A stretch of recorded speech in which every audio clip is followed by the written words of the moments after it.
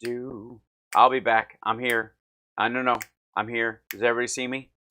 Okay. Can you find me?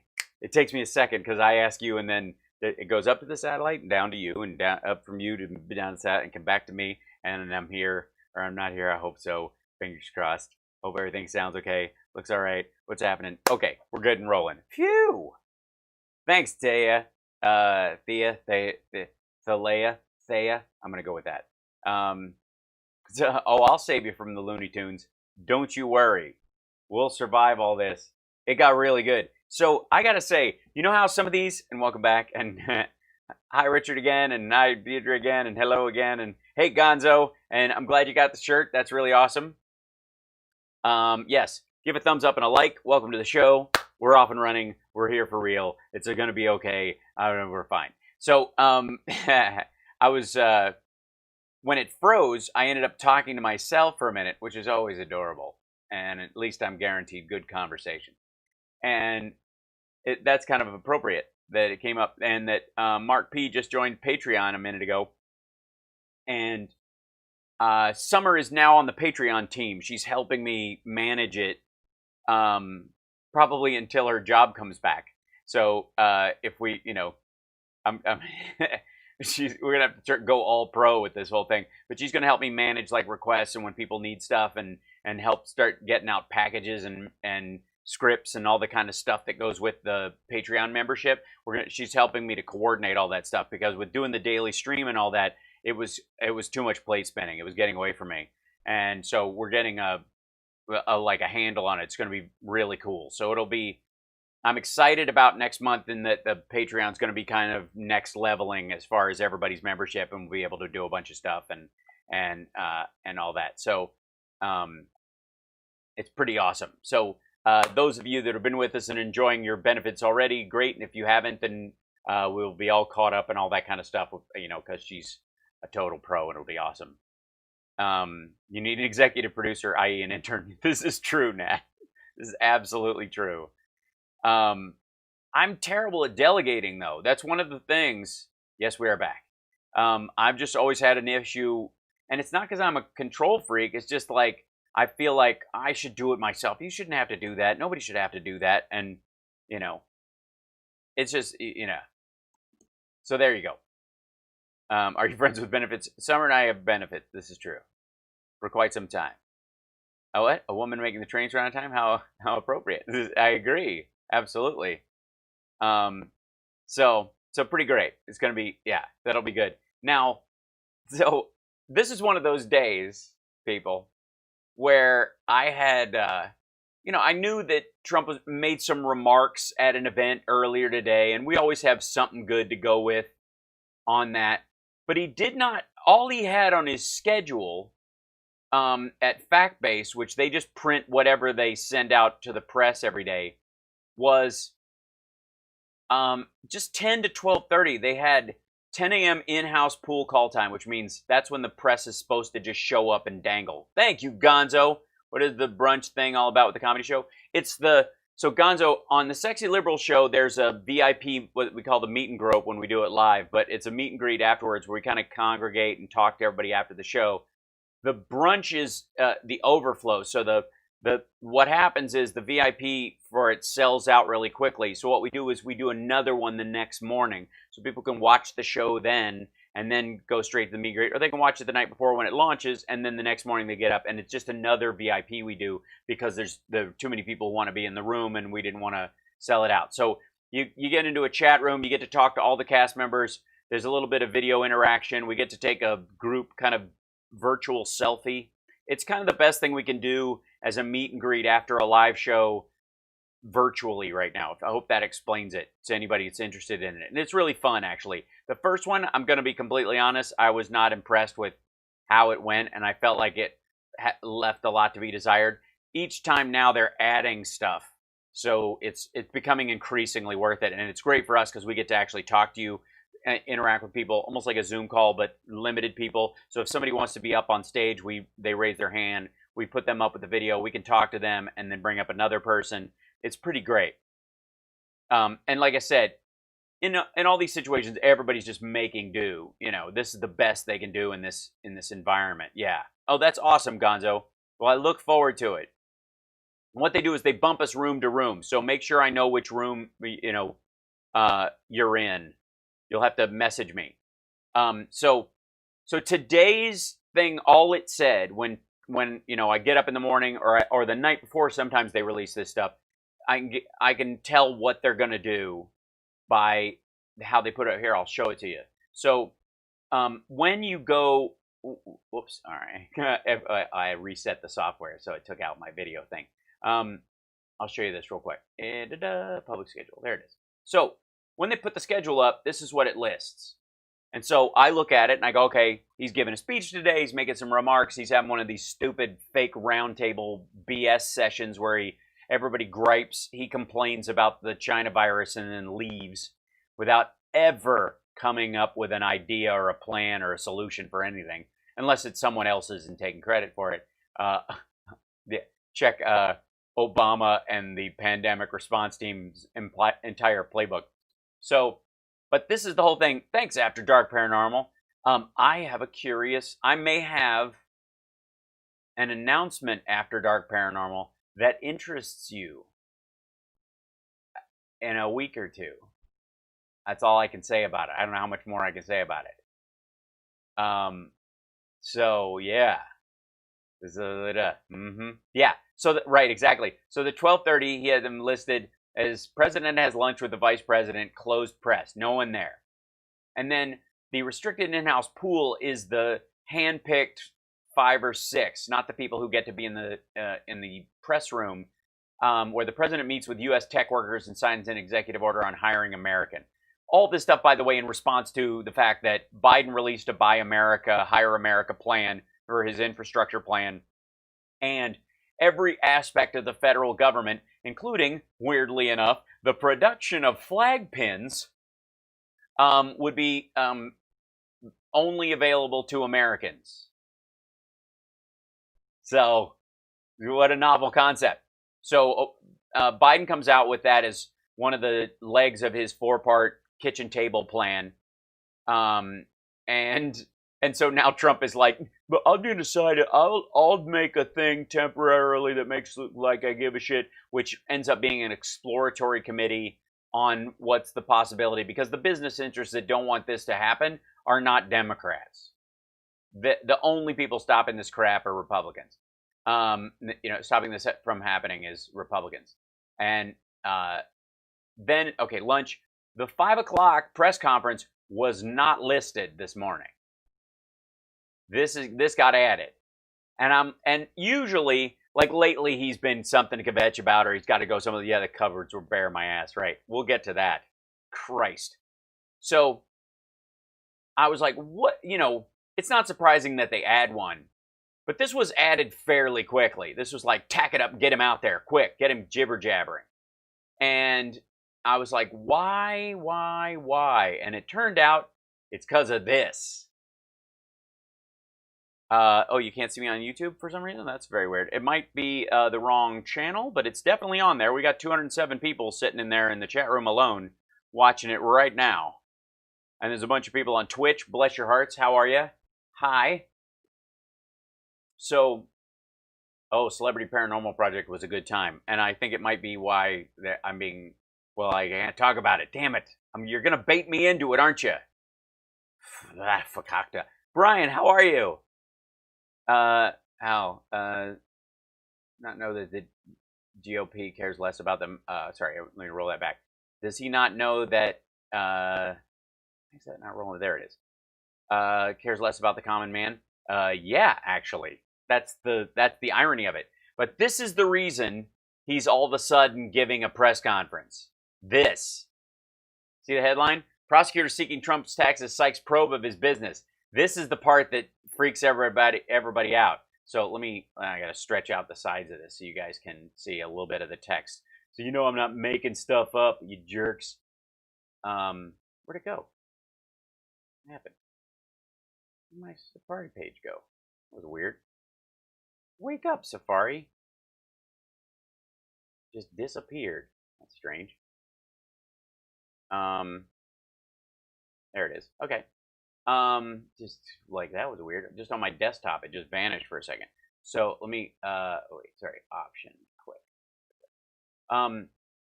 New York prosecutor fighting to get President Donald Trump's tax returns told a judge Monday that he was justified in demanding them because of public reports of, and I quote, extensive and protracted criminal conduct at the Trump organization. Almost said administration, but that's an, yeah. And extensive, public reports of extensive and protracted criminal conduct at the Trump organization. Manhattan District Attorney I'm not doing this wrong. Manhattan District Attorney Cyrus R. Vance. Now that's a lot of district attorneying. That guy must be exhausted. I think they only meant to write it once. Is seeking 8 years of the Republican president's personal and corporate tax returns, but has disclosed little about what prompted him to request the records, other than part of the investigation related to payoffs to two women to keep them quiet about alleged affairs with Trump. At a court filing Monday, attorneys for Vance said that the president wasn't entitled to know the exact nature of the grand jury investigation. Well, yeah, because the Supreme Court said, hey, man, sorry, as far as the law is concerned, you're equal to every other citizen. You don't get to be privy to what a grand jury is gathering about you, you dick. And so Manhattan District Attorney Cyrus Vance Jr., maybe his dad was just a district attorney, and now he's this district attorney. I love this. Robert Reynolds, thank you for a software upgrade. It may be necessary. I have Wirecast, and it's supposed to work, and it just eats up so much processing power, it's just unusable. But anyways, when they update this to a full version, it should be just fine, I'm thinking. Anyways, so in a court filing Monday, attorneys, they noted, though, that at the time the subpoena for the tax filings was issued to Trump's accountants, there were public allegations of possible criminal activity, namely the Cohen stuff about how much shuffling they were doing at the president's coming, dating back over a decade, meaning they're using a lot of the stuff that that Cohen said in public about this. Thank you, Lisa Mia Moore. So this story came out. This is 43 minutes ago. This is and then they got ahead. I'm sure they got called to ask for comment, and as soon as they got called to ask for for comment about this, now say a lot of corruption in Trump is scared. Yeah, it's exactly it, Gonzo. So this is what I think provoked the Trump holds a live press briefing. All of a sudden, we got to have a briefing. We got to get this out there. It just popped right up. So I'm guessing it's going to be a bunch of gibberish and complaining as usual, and I apologize if it gets at all repetitive. I have no doubt it absolutely will. And in this case, we have, I don't know, that today, was it today or late last night, but he called Deborah Birx pathetic for the opposite reason that she actually is. That's the irony. So here, let's start with this guy right here. And because there's a couple other surprises as well. So, is this him walking out soon? Yeah. Are they about to open the door? Oh, it's back there. One, two, back. Where is it? I'll move there. Let's just take it. Oh, EO, thanks. Brr. Nice to see you. Thank you very much. I want to start by providing information on our response to Tropical Storm Isaias. They just named it that to mess with him. By the way, is he going to doze off in the first couple of sentences? Interesting name. Interesting name. Last week, the storm hit Puerto Rico and the Virgin Islands, and I've issued emergency declarations to support our response in both of those areas. So you basically did what a president's supposed to do in an emergency. Puerto Rico and the Virgin Islands. This week, the storm passed just east of Florida. Got a little bit lucky. Didn't hit Florida too hard. Working with the governor, working with everybody, but it did not hit directly. Let's see. Mello, real quick, is saying, quick question, need your opinion. I work for a major hotel chain. They open their pools weeks early illegally. They have their gym open, pool open, indoor pool. Rates are lowest ever for deals against. I feel so unsafe, like they don't care. I work with the kids. It's a mess. Sorry, I wrote a book. No problem. The pool is the least of your worries because of the chlorine. The gym oftentimes is severely unused by most people. So as long as they're keeping it clean, most people in gyms have other diseases like athlete's foot and other contact infections to worry about. So that's not your. And then separated rooms isn't the thing. It's the staff I would worry about and making sure that they're protected. This is different than a mall opening or something like that, but I don't know what kind of place it is. The crucial part will be cleanup and distancing. As a lot of people thought it might. Yeah, staph infections are nasty at the gym. It's currently off the coast of South Carolina, heading northward to North Carolina. Is expected to make landfall sometime this evening as a category. Why aren't you standing in front of a big blue screen going, we've got a cold front coming in from the south or whatever, but it's going to mix together and call what we call snow. Up in the Pacific Northwest, there are going to be some very, very tall trees. Category 1. Why is he doing the weather? Putin playing for last seen hopping. Putin playing for Russia. No concession speech. Oh, glorious. Hurricane. Very serious. A lot of water. A lot of water Oh shit! coming from that storm. He does that all the time with the water. Like every time there's a hurricane, he's talking about the volume of water. We've already issued emergency declarations for Florida, South Carolina, North Carolina, and FEMA's personnel, and they are great. They're doing a job. They're already on the ground in all areas. Every single area that we mentioned is covered. Yeah, I can barely go outside without bumping into somebody from FEMA. We're in Nevada right now, and I don't know how. Like, it's seriously, like I can't even get in my own bathroom or whatever. Like there's so many FEMA people. They're everywhere. Over the next several days, there's expected to be heavy wind and rain in the coastal areas of So bundle up warm. North Carolina, Virginia, Maryland, Delaware, New Jersey. No reports of black ice so far or whatever, but cautious driving would be a little. We're working with each of those states, and in particular as it relates to FEMA, the military, law enforcement, all of the different groups that are involved. Storm surge and inland flooding are possible, and everyone needs to remain vigilant until it. Right, get a rowboat, get an umbrella. Don't cover your wife though.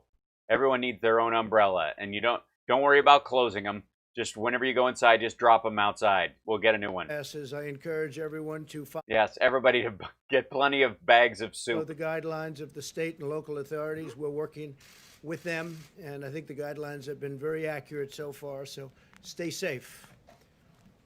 Next, let me provide an update on the path forward for our country as we continue our war to defeat the China virus. Let me get a pen. Hold on one second. Beginning to see evidence of significant progress. Nationwide, the number of positive cases has declined by nearly 6% from the week before. I don't know what I'm worried and about. The positive test rate has also dropped from 8.7 to 8% over that same period of time, an encouraging sign. From 8.7 to 8%. I have to add that Oh. the virus is receding. Only In 8%. hotspots across the South and West, we've seen slow improvements from their recent weekly peaks. Sorry, my Arizona's screwdriver's almost out of weekly ink. case counts have Talk a little dropped slower. 37%.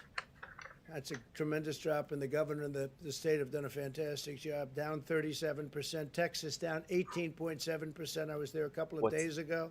Yeah. What's the act over the weekend when they don't report? You mean? Drop. So that's a tremendous. That part is so aggravating. Like the whole, it's down. It's great. It's down. Yeah, because we don't report Saturday, Sunday, and then the number comes out Monday, and then Tuesday they don't go. Oh, actually took a major shit over the weekend, but we don't count till then. Job that they're all doing.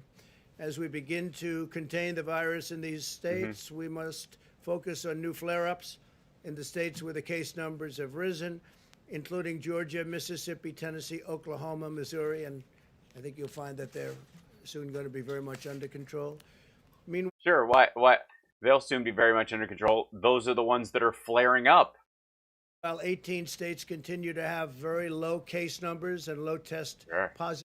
And yeah, and low numbers of humans living in those states. Activity rates under 5%. Alaska, Connecticut, Delaware, Illinois, Maine, Maryland, Massachusetts, Michigan, Illinois is run by Democrats, though. I thought it's horrible. Montana, New Hampshire, New Jersey, New York, North Dakota, Oregon, Rhode Island, Vermont, Oregon. Excuse me, it's pronounced Oregon. West Virginia, and Wyoming. It's under 5. Yeah, Wyoming? You shitting me, really? Like 9 miles between each individual person. Even in these states, however, where the virus is under control and at a very low number, Americans should continue to be vigilant, be careful, in order to prevent the new hotspots from opening up, or any new hotspots from opening up in those states. Yeah, you might want to say the word "any" was in there, and he just left that out and was like, to stop the hotspots, because you kind of know they're coming. It was a little bit of a Freudian To slip. that end, I urge all Americans to continue to socially distance, wash your hands, wear a mask when you cannot avoid crowded places, and to protect the elderly. Very, very important. Protect. Really? Because I thought you were like, well, most of the people are going to die from this are old, so we need to get back to work. I mean, what's the big deal? And then you went, oh shit, that's all of Fox's viewers, and that's Florida. Elderly. It's much different. Young children have very strong immune systems. We've learned how strong they are. No, you have learned nothing. You've literally learned nothing. This has nothing to do with the quote-unquote strength of the immune system. The cytokine storm that is killing most of the people, and the blood coagulation that is causing the ischemic strokes and stuff, is not reflective of a weak immune system. It's reflective of an overactive immune system. An immune system that has encountered so many contagions over the span of a life that it sees this contagion as more dangerous than it actually is, overreacts, and shreds the lungs and other organs, and in some cases even the heart. This isn't about a weak immune system or a strong immune system.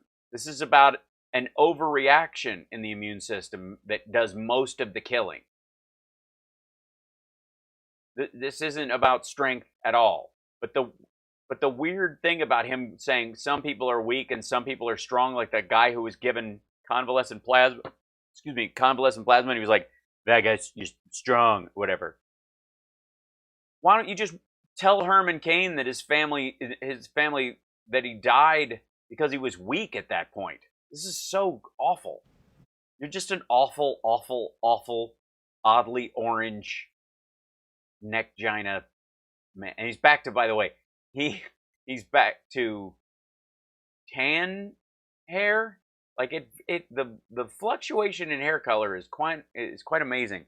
But he's back to the red Trump tie made in China and the Chinese flag pin. Protect the elderly. The average age of those who succumb to the virus is 78 years old. Yeah. That means half of them are older than that, and half of them are younger.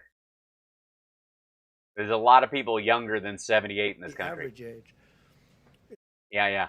We know. It's important for all Americans to recognize that a permanent lockdown is not a viable path toward.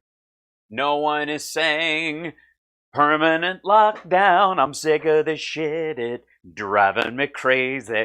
Nobody has ever said anything remotely like permanent lockdown.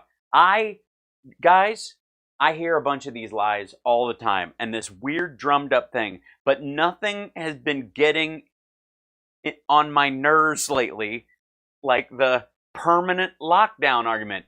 Who the shit thinks we should just pack it in? Who? No one has brought a permanent lockdown. Like, listen to those words. Like, it seems innocuous. It just floats right out of his fat face. But nobody's suggesting permanently closing Earth. You know what I mean? Do you understand what I mean? Like, how just... Because there's only two reasons why he would say that. One is he knows he's rushing it. So what he has to do is exaggerate the other side's stance so it's off the charts and seems ridiculous, so you don't notice how ridiculous his standard is. And the other possibility is this asshat actually thinks that people are suggesting just boarding up life and never. I don't get it. Permanent lockdown. What does that mean? You know, forever. What are you talking about? He says this a lot. I know, close for a quarter equals death, right? It's a couple of months. We've been down for a couple of months. In February, people were going to parties and didn't know that this was a threat. I got news for you. February of next year, it'll be exactly the same way. This will string along, and there'll be some danger to deal with. But we'll adapt like we do with everything else, and we'll either absorb it like we did with AIDS until they come up with a treatment, or we'll fight it off like the Spanish flu, and people will be having ticker tape parades 2 years later with tens of millions of people in the street. Like, this is just, but permanent lockdown? Who even articulates that in a sentence except him? It's just, yeah, America's in a cryogenic state. That's right. We'll all just go into hyperbolic chambers and wake us up. It's so odd. Producing the result that you want, or certainly not a viable path forward, and would ultimately inflict more harm than it would prevent. Yeah, yes, that's true. If you just took everyone and put them in a coffin, if we boarded up every business forever, like, think about this. Like, guys, we cover the same bullshit over and over again with him all the time. And this is one that I feel like I've let slide a few times. This is just bizarre. Protect the elderly. Very, very hyperbaric, beg your pardon. Important. Protect the elderly. It's much. Yeah. What? But like from high sticking, or how? Different. Young children have very strong immune systems. We've learned how strong they are. Ew. Oh, who taught you? Jeffrey? Who taught you how young how strong the young were? Ghislaine?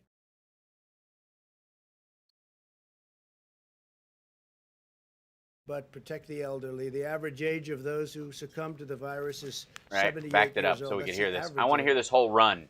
It's important for Trump volume super. Am I super loud? Oh, he's loud. I see. He's quiet. I think that's because of the Americans to recognize that a permanent lockdown is not a viable path toward producing the result that you want, or certainly not a viable path forward, and would ultimately inflict more harm than it would prevent. Yeah. It's not an actual. There is no point where a permanent lockdown does anything but kill everybody. How they 1/3 of businesses predicted to close permanently. Yeah, Gonzo, I mean, in their current form, but I have no doubt that once this evens out, people will start new businesses or modify their business or open new ones once things normalize, just like they did around the Spanish flu and tuberculosis and before and after World War II. Life goes on. It really does. People will write this stuff. But like, this is... Oh, I'm sorry, Christina F. I'm so sorry. Big hug. But this is... I mean, this is ridiculous on a level that I don't even think people grasp when he says it, because all the other shit he says is so nonsensical. But this is a permanent shutdown would not produce the effect you would want and would cause more harm than good. Yeah, that's why no one is suggesting a permanent lockdown. All right, I'm harping on this, but like... As we're seeing in foreign countries around the world where cases are once again surging, you have many places where we thought they were under control and doing a great job, and they are doing a great job. But this... And then they opened, and then what happened? Is a... Then they sent their kids back to school, and what happened? Very tough, invisible enemy. Lockdowns do not prevent infection in the future. They just don't. It comes back many times. Comes back. What? temporary lockdowns that effectively ride out the entirety of the infection would prevent further infections. Short-term ones that go, let's just pretend it's over. I'm done. Let's just go. We got to get open.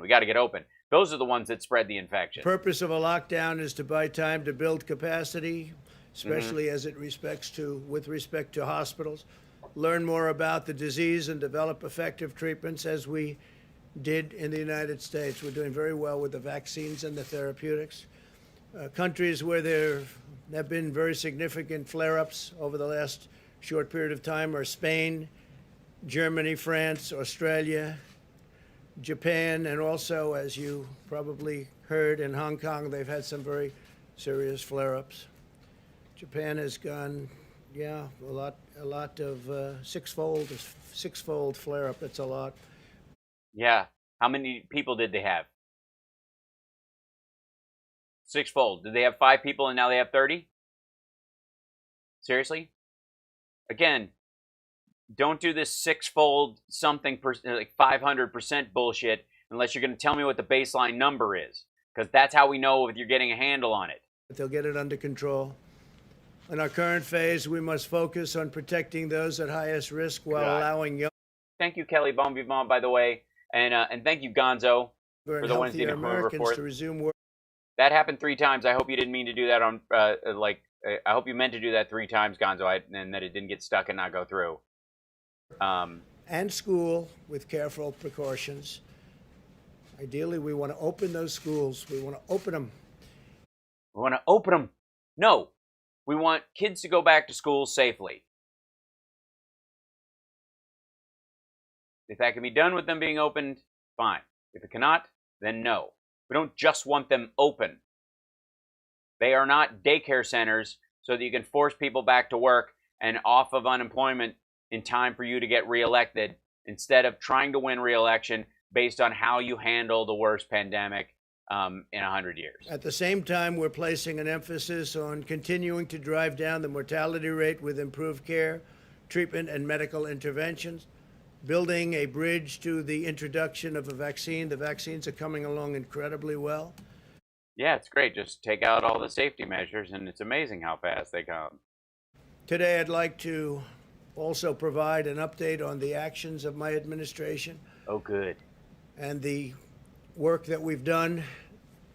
I can't stop lying. I will get that to you. We're really taking an increased interest, and we're seeing numbers that nobody can even believe in terms of percentage increase. It's telehealth for American patients. The percentage increase is being worked. They were ready for that with the screens on either side. They were ready to push telehealth and brag about this, even though it's been around for years and they had to expand it because of the pandemic. It wasn't because this. By the way, my union has had telehealth available for 6-7 years now in our healthcare plan, mainly because actors travel a lot and stuff, and you want to be able to see your doctor, and it might not be the same doctor, and it's just useful. A lot of times you're filming out of the country, those kind of things. So telehealth has been around, and a lot of unions that involve travel or like migrant workers, people who work on oil rigs, that kind of stuff, have been using this for years. When he brags about telehealth and how much it has expanded under the Trump administration, understand it wasn't an idea they expanded last year. They didn't see this and go, wow, this has value. We should expand this for the VA. Everybody else, like all the healthcare plans, were going, oh shit, if all these people come in, all the doctors are going to get sick and die, and we don't even know who's mainly going to be getting this disease, and older doctors are an incredible threat in rural areas and all kinds of other places. We better start stepping up telehealth and let them know they should do that. So they did a big PR push to get this done, and now it's gone up a shit ton, and he wants credit for inventing it. Doing right now, but it's very, very significant. Hi, Kat. What did you miss today? He did the weather. That's pretty much it. That you would not even think possible. Why would I not think it was possible? It's 320 million people in the country. If you're saying it's 500 million people are using telehealth, I would not think that was possible. If you told me 500 million Americans were using telehealth daily, I would not. That would be a number I would not think possible. But if you told me even as much as 2/3 of Americans regularly use telehealth, I go, yeah, that's pretty good.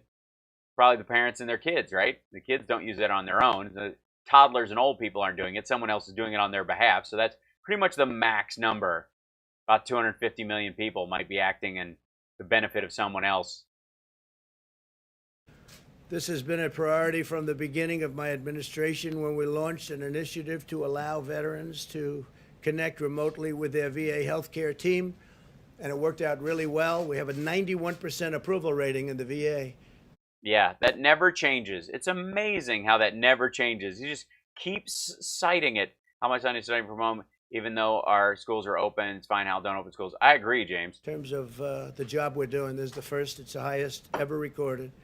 Now telehealth is a critical part of our path forward in the VA, and it's becoming a critical path. Well, I think it's easier to get, that higher ranking in the VA if any of the people who are against you died from hydroxychloroquine poisoning during your unlicensed test on veterans in hospitals. Especially with our senior citizens. You don't have to go to the doctor's office. You don't have to go to hospitals.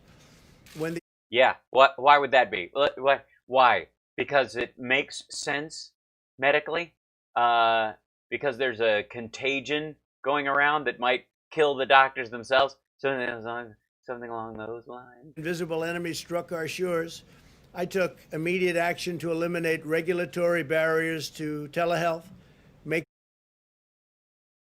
of which there were next to none. It easier for patients to consult with doctors from safety and convenience, and really they have the safety and convenience of their own home, and he skipped the and so he had to bail out after safety and great convenience. Safety and great convenience right from their homes. Right. See, told you. He forgot. He took the out and had to backdraft that sentence out of Today nowhere. I'm taking action to ensure telehealth is here to stay. Moments ago, and really, in 2020, we're not going to wipe away telehealth? You guys remember when I went down to Vegas after I'd been touring nonstop and I was completely wiped out, and I did one of those blood, like vitamin B and like injections where they kind of rehydrate you and all that kind of stuff with a lactated ringer. Remember when I went and did that? If some of you might have remember. Well, I went to Vegas to do that. There are nurse practitioners technically running those places. They are not legally allowed to give you an IV without permission from a medical professional, from a licensed nurse or doctor. And so how do they do that? How do you set up these little clinics where they just load you up with vitamins and liquids? They bring an iPad with them. They contact a doctor. The doctor asks you a few questions just like they would if you were in their office. You sign a waiver there. They get a copy of it, and so does the nurse. And then they get on with it. Oval Office, I signed an executive order to make many of our regulatory reforms permanent. We've done some regulatory. Somebody's saying, my comments are not on Periscope, but they're on Periscope. I see them. Weird. Reforms that have had a tremendous impact on what we're doing. It's had a tremendous impact on the things that are doing with the things. Medicine and medical and what we're doing. They can. Hold on, wait. The what? Wait a minute. Medical and the medicine and the what we're doing? Are you what? Moments ago in the Oval Office, I sent. Moments medical and what we're doing. They permanent. There it We've is. done some regulatory reforms that have had a tremendous impact on what we're doing, on medicine and medical and what we're doing.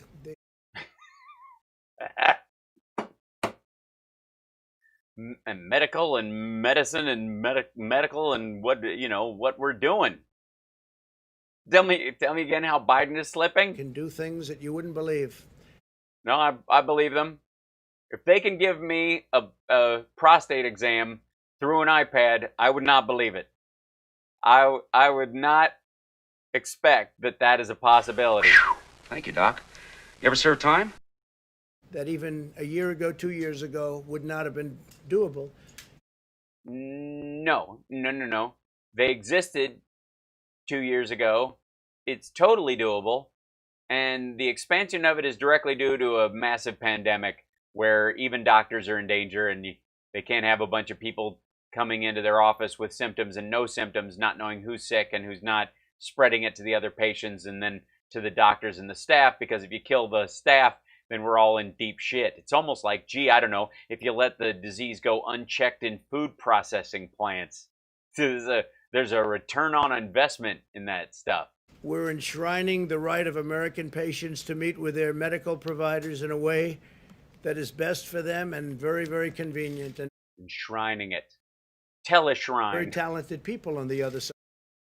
They're very talented people. Not only do you get your medical advice, but they can paint you a mountain with some pretty trees, some peaceful trees. And some of them are a heck of a jazz piano player. Of the line, I have to tell you.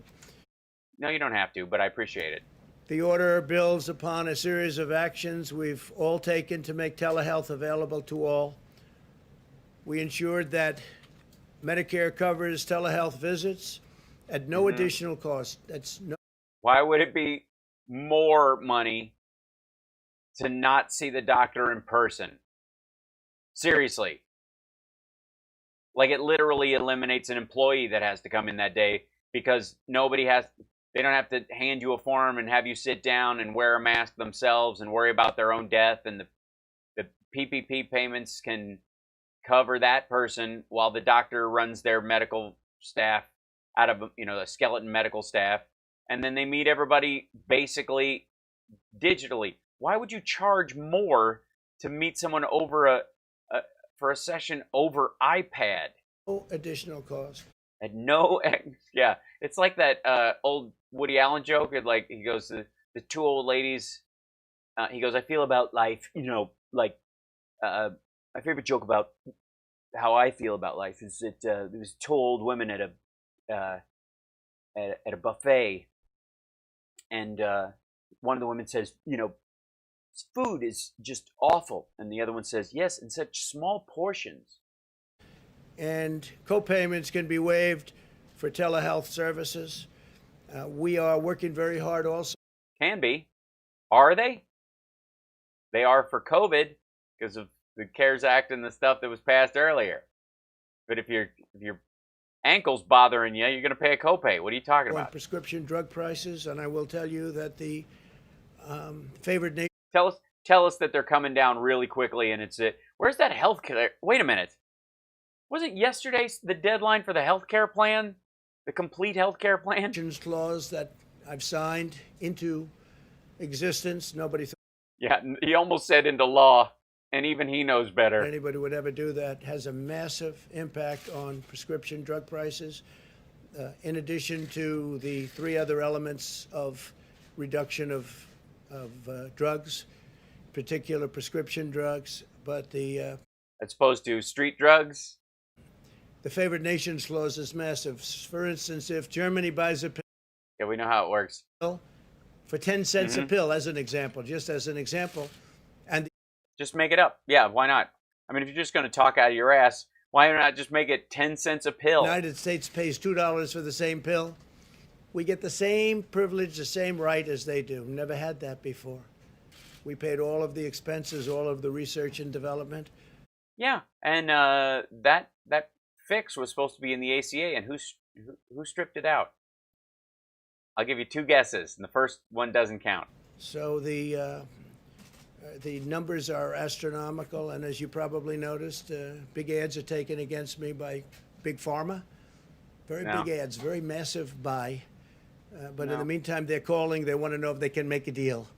And I say to people, the only reason these ads are being taken is because prices are coming down for you.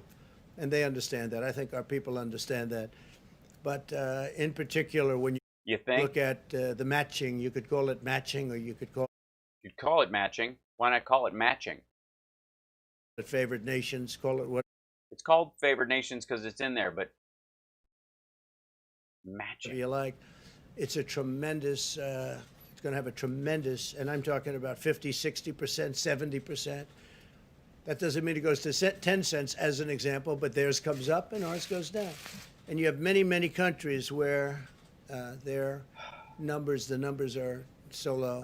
I mean, so low. And yeah, it's almost like they have a national health service and they buy in bulk. by that, I mean much lower than the United States. Oh, is that what you mean? Another thing I'm doing is if a certain country like Canada. Oh, fuck. Canada. Jeez, those guys again. I mean, honestly. Canada. Thanks so much. Thank you, Kat. Buys for very much less than the United States has bought. How they allowed this to happen, representatives of our country. Gee, I don't know. Ask Mitch McConnell. Standing at these podiums or in the Oval Office, how they allowed this to happen is just, to me, incredible. We've been working on this for a long time. I've been talking about it with Kayleigh for a long time, right? So yeah, she's been around for what, 8 weeks? now a governor like Ron DeSantis of Florida is doing a great job, or a great governor of Ohio, or a great governor of any state can call. Just notice it's the 2 states that he needs to win elections. These are the only ones he remembers. You have to win Florida and you have to win Ohio. That's, if you ask the dumbest person in the country about electoral politics, what they've heard the most about presidential elections, you gotta win Ohio and you gotta win Florida. That's it. That's the only reason he brings them up. Can't even think of the other ones. And largely he doesn't want to bring them up because he's losing Michigan so badly and Pennsylvania. I mean, it's baked in. Those are done. He's done. The drugs directly from Canada at sometimes 50% less. So we'll be buying from Canada. Now, what the drug companies are going to do, maybe they'll raise them, maybe they'll lower them, or maybe they'll just give up and sell them to us directly much cheaper. So a lot of things are happening. Also, the rebate. We have people that are very wealthy that nobody ever heard of them. Nobody knows who they are. I guess in some cases they can be pharmacies. In some cases they're individuals. We're doing a rebate, and the rebate goes to the people. It lowers the price of drugs. So we have... No, you just... Okay, what he's talking about is there's pharmacies or middlemen who store drugs between, that are used commonly, and they buy them from Big Pharma. They have a premium price, and they basically they get a rebate on them. The pharmacy makes them, the people need them. The fluctuation between the two causes price variability. So on behalf of the insurance firms, middlemen have moved in, and they guarantee the price, and they either build up a stockpile themselves that you can buy from, or in the case of pharmacies, they maintain a certain amount of volume because they regularly put it out. They stabilize the price, and for that price stabilization, they get either fees from the insurance company for keeping it stabilized, or they get a government kickback in the form of a rebate to keep the market stable within boundaries, so that the patients themselves don't get spiked through the roof with the cost of their, when what's his name, Skrelly or whatever, the cretin who wanted to raise drug prices from $2 to $2,000 a dose overnight. They're supposed to do that. They get the rebate for doing that. But they also risk sitting on drugs that can go bad, that can get wiped out if they store them, because they store them in Florida or Puerto Rico to be close to patients. If they get wiped out, that's on them. They have to take out insurance on that. It's a business. It's not just a kickback service. It's just, this is how simple Martin Skrillex, thank you. This is just how simple his friggin' brain is. Series of 4 things. Skrillex is the DJ, isn't he? Signed, and they look alike in the facey, creepy dampness. We'll see over a period of fairly short period, drug prices are going to be tumbling down at numbers that nobody would have ever believed possible. I still don't believe it's possible, but go ahead. We have, in 51 years, the only time prices came down was during this administration. It was last year, 51. Yeah, because of bills signed during the Obama administration. Years it went up. Yeah, because when you sign deals like this, what you say is this sunsets a bunch of drugs that had all come on at the same time when they were invented. They became generic as of last year. Like, how does he not know that we know? But that was just a small declined. This is Has anyone covered his Jared's connection to Kodak yet? No, I don't a think so. massive decline. This is a decline that nobody can believe. I was called by senators. I was called by congressmen. Please don't do this. Yeah, Republicans. But Big Pharma doesn't mean anything to me other than we want them to do a great job. We want them to get their vaccines. We want them to do what has to be done. So I think you're going to see drug price reductions over the next 4 or 5 or 6 months. It'll probably take a little while to kick in, that are going to be at numbers that you wouldn't believe. But in the meantime, they called on Friday afternoon. They want to meet, see if they can do something else. They don't like. No, you set a meeting and they left and didn't show up, and you gave them till August 24th at noon, 12:01. Remember Mark Meadows and Alex Azar? Don't let him go 1 minute past.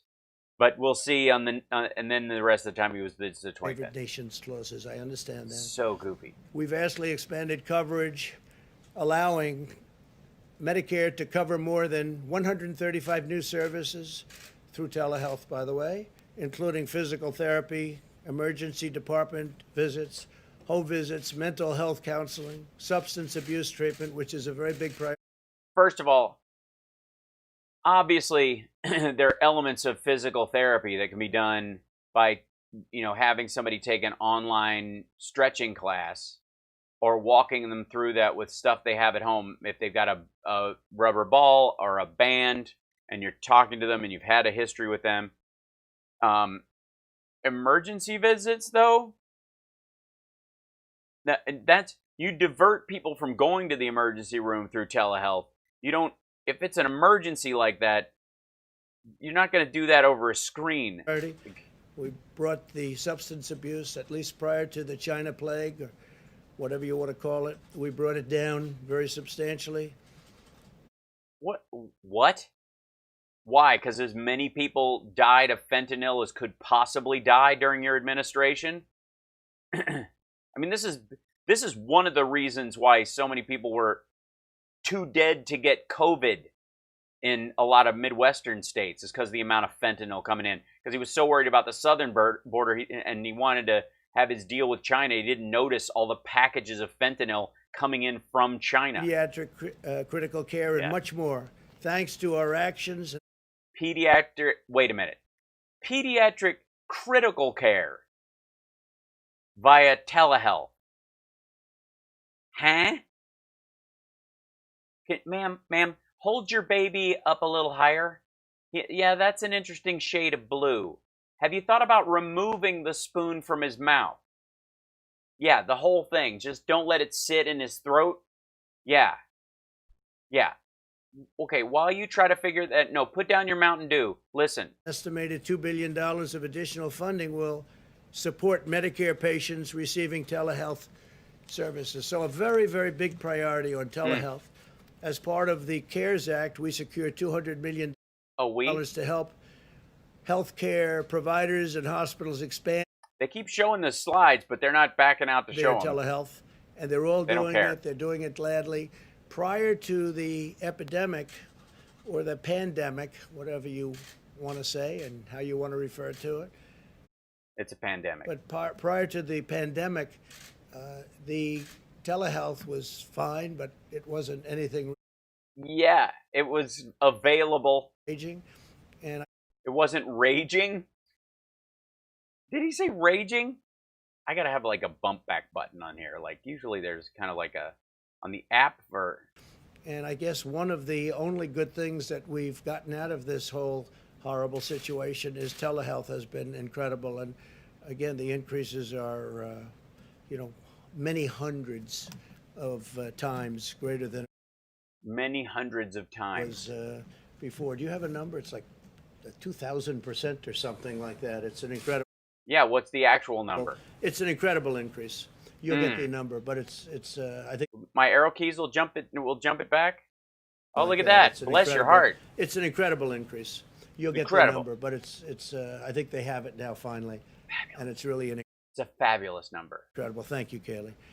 We work with the leaders of major health insurance companies to ensure coverage for the telehealth visits related to coronavirus. We cut red tape to allow many services to be conducted by phone rather than video, which is much simpler. providing a much easier option for many seniors in particular. 35% of Because old people can't operate an iPad? Is that what we're talking about? Medicare beneficiaries who receive telehealth services, or over 3.6 million seniors, did so over the phone. So you're talking about 3.6 million seniors. That's something. Yeah. 10 point. They called their doctor. 3.6 million seniors in the middle of a pandemic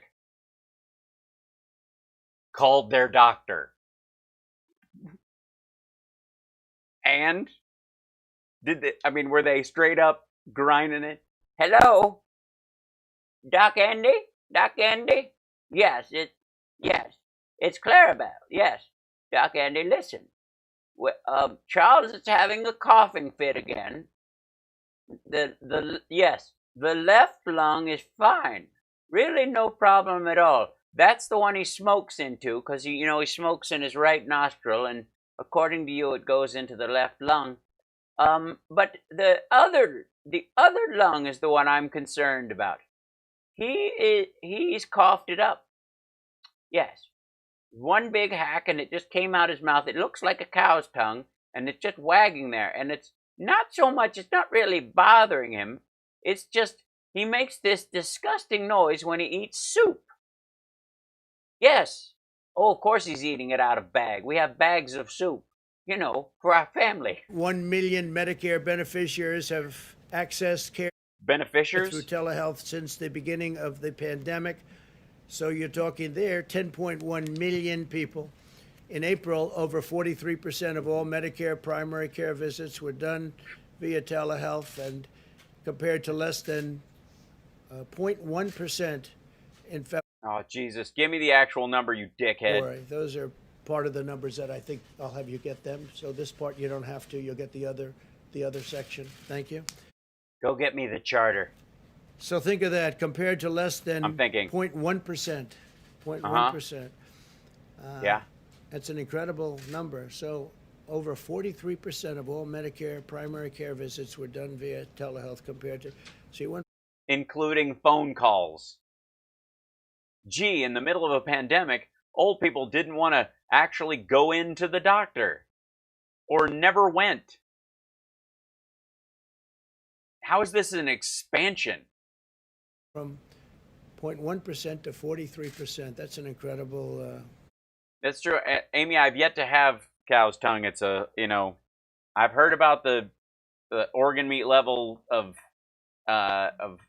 vitamins in it. I just said it's weird. Can't do it. It's an incredible number.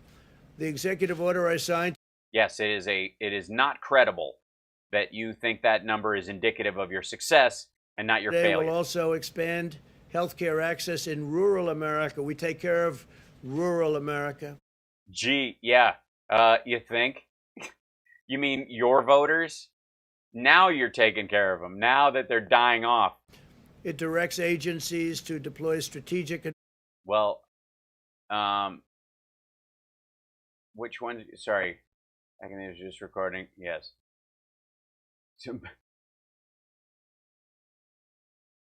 Big hug, Hallaberry. Investments in our rural communications infrastructure. And we're working very hard with all of the people in government that are involved with the communications infrastructure, so that the telehealth gets very quick and easy access. Great. So the calls go straight through, or except when they don't. Additionally, revenue for rural providers varies significantly from month to month, making it difficult for many to stay in business. Many are having a very difficult time. To help fix this problem, my order will create a voluntary Medicare payment system that will give rural hospitals flexibility, really great flexibility, and a more consistent income stream to better serve their patients. Oh, you mean all those asshole redneck doctors' offices that don't take Medicare and Medicaid because they think it's government welfare and have been against it all this goddamn time, are suddenly going broke as people go where they can actually get service and with consistency, and now you're going to start letting Medicare and Medicaid give them a waiver so they can pay them during the pandemic because they were telling Medicare and Medicaid to fuck off during the whole time? You mean those assholes? Furthermore, I am directing the Department of Christ. Agriculture, Department of Health and Uh-oh. Corn. Here it Human comes. Services, and the Federal Communications Commission. We were just with the heads of each one in the Oval Office just before I came up to Fascinating. the podium to form Oh, that where you a are. task force that will break down barriers to expanding rural health care. This order continues my administration's focus on rural health care. So you've mentioned, is this about rural health care, or I'm just a little foggy on whether there's rural health care involved. But go ahead. We allocated nearly $165 million What's up, Twitch gang? through the CARES Act. By the way, we're like at 80 subscribers or something at Twitch. That's awesome, considering I don't even have time to game right now. Can you imagine what it's going to be like when I'm able to start gaming again? Crazy. Support nearly 1,800 small rural hospitals who have done an incredible job, Incredible. as well as $11.5 million to expand technical assistance To expand rural hospitals that've done a shitty job. I think it's important to not be too picky with where we put our money. for rural and underserved areas. We allocate Oh, my mic. Okay, hold on. I'll swap it out. Thank you. Thanks, Amber. That's what I'm looking for. Is this a little better? Is it still okay? It looks a little. This one looks slightly hotter than the last one, so I'll bring it down a touch. Hopefully that won't. Let me know. If another the $10 billion to 2,000 rural hospitals and more than 2,400 rural health clinics. Is he saying rural, like rural? Is it weird? Or is Waive it just me? burdensome licensing, certification, and I mean, it wouldn't go anywhere near rural hospitals or rural towns before this. Dude's lived his entire life in big cities. The only grass he sees is on golf courses. registration requirements, This dude hates seeing trees from the window of an airplane. which took tremendous amounts of time. And these are people that had great reputations and great track records for practitioners that serve on the front lines in rural areas, allowing more medical personnel to serve their wonderful patients. What about their asshole patients? You know, Glenn with his stupid busted hip that he's always complaining about, but he won't let us fix it. So he's convinced he bought this snake oil off some dickhead at C60 or something, and he just pours it down his gullet thinking that'll heal it. The dude came in had a mouthful of fish tank cleaner last week because you told him chloroquine would solve everything. We're also, in terms of PPE, ensuring that the You live off 50,000 in the Midwest? Yeah, you state can. and local areas have the supplies they need. We've been supplying hospitals Their needs. and cities and states, governors, helping governors at a number that nobody's ever heard of before. 15. We've heard the numbers. All you do is say the numbers, and they aren't even your numbers. Nobody's even heard numbers like this before. I'm a billionaire, and I've never heard numbers like this before. Only a fake billionaire would hear these numbers and go, I've never even heard a number like 100,000. Like, are you kidding me? You had a show on NBC. You're going to tell me you didn't know what a $100,000 check looks like? Got to go. Why don't you show respect for my president, Hal? You're stupid. Ha, ha, ha. Thanks, Richard, for the MAGA parting shot. You've covered the ground, so I think all the trolls could just rest the rest of the way. They could just coast through this one. Thank you, Amy. Keep saying rural because Dr. Burke said this weekend that the rural areas are getting hit hard by the virus. You're absolutely right, Amy. That is so true. And Kat, I wonder if he's had a stroke, if he had to go an entire day without saying tremendous. Oh, if he would have a stroke if he'd gone, yeah. I'm going to go with he's already had one. 1,440 nursing homes have received a second shipment of personal protective equipment. They're very much stocked up. They're in great shape. Yeah, the states, you told the states to go take care of themselves, and now you want us to be convinced that you helped them? Honestly. He does realize we've been listening this whole time, right? And he knows that we talk about how, like, it's like we're not a delivery service. We're not a shipping clerk for the states. The states are responsible for getting their own shit. And now that the states have gotten their own shit and have stocked up their elder care facilities, he wants credit for it? They all have the ventilators, all the ventilators they need. They have actually more than they need. Really? So, some of you may have seen the article I posted. The Obama administration, to replenish the stockpile, purchased 10,000 ventilators, and the delivery date for those ventilators, because they had a bunch anyways, but they replace ones because that's the thing about stockpiles. You can't just let it sit and rot. You got to rotate them through, right? So the Obama administration, planning on sending some of the ones that were already hitting the end of their lifespan, would send them to rural hospitals and facilities that might need a ventilator that can't afford it. They can get them on the cheap when we get the brand new ones in the government. The old ones are still just fine. They're just not state of the art, and they may not last as long, so without constant maintenance. So you send them to a hospital, and now that somebody owns it and uses it regularly, it gets serviced regularly in the hospital or the elder care facility or the outpatient clinic or whatever it does that has one on hand is responsible for maintaining it so it can be used. So the Obama administration orders 10,000 of them to be added to the stockpile that had 19,000 in it already. They would have been ready by 2019. When Trump got in, they delayed the order and then argued the price and then ultimately canceled the order before it was complete. The order was for 10,000 of them at about, the average price of them was $9,213. Trump ended up getting, reinvigorating the purchase order, not the deal itself, but the purchase order for the same amount. Those 10,000 ventilators will now cost $15,000, and they won't even be here until 2022 because short of the deal. Their equipment, medical equipment is. And if you don't believe me, that's because either you have your head so far up your ass that when you yawn, it's think the sun's shining, or you're him, or there is no excuse. You're just blinded by your maggot devotion to this weirdo. Very, very good shape. In spite of your, in a way, totally forsaking any conservative value claims you could possibly have. Full. My administration has worked with the private sector to deliver over 100 million. No, the cupboard was not bare at all. N95 respirators, 85 million gloves, and nearly 250 million face coverings nationwide. We continue to make the extraordinary progress that we've been talking about together on vaccines and treatments under Operation Warp Speed, which is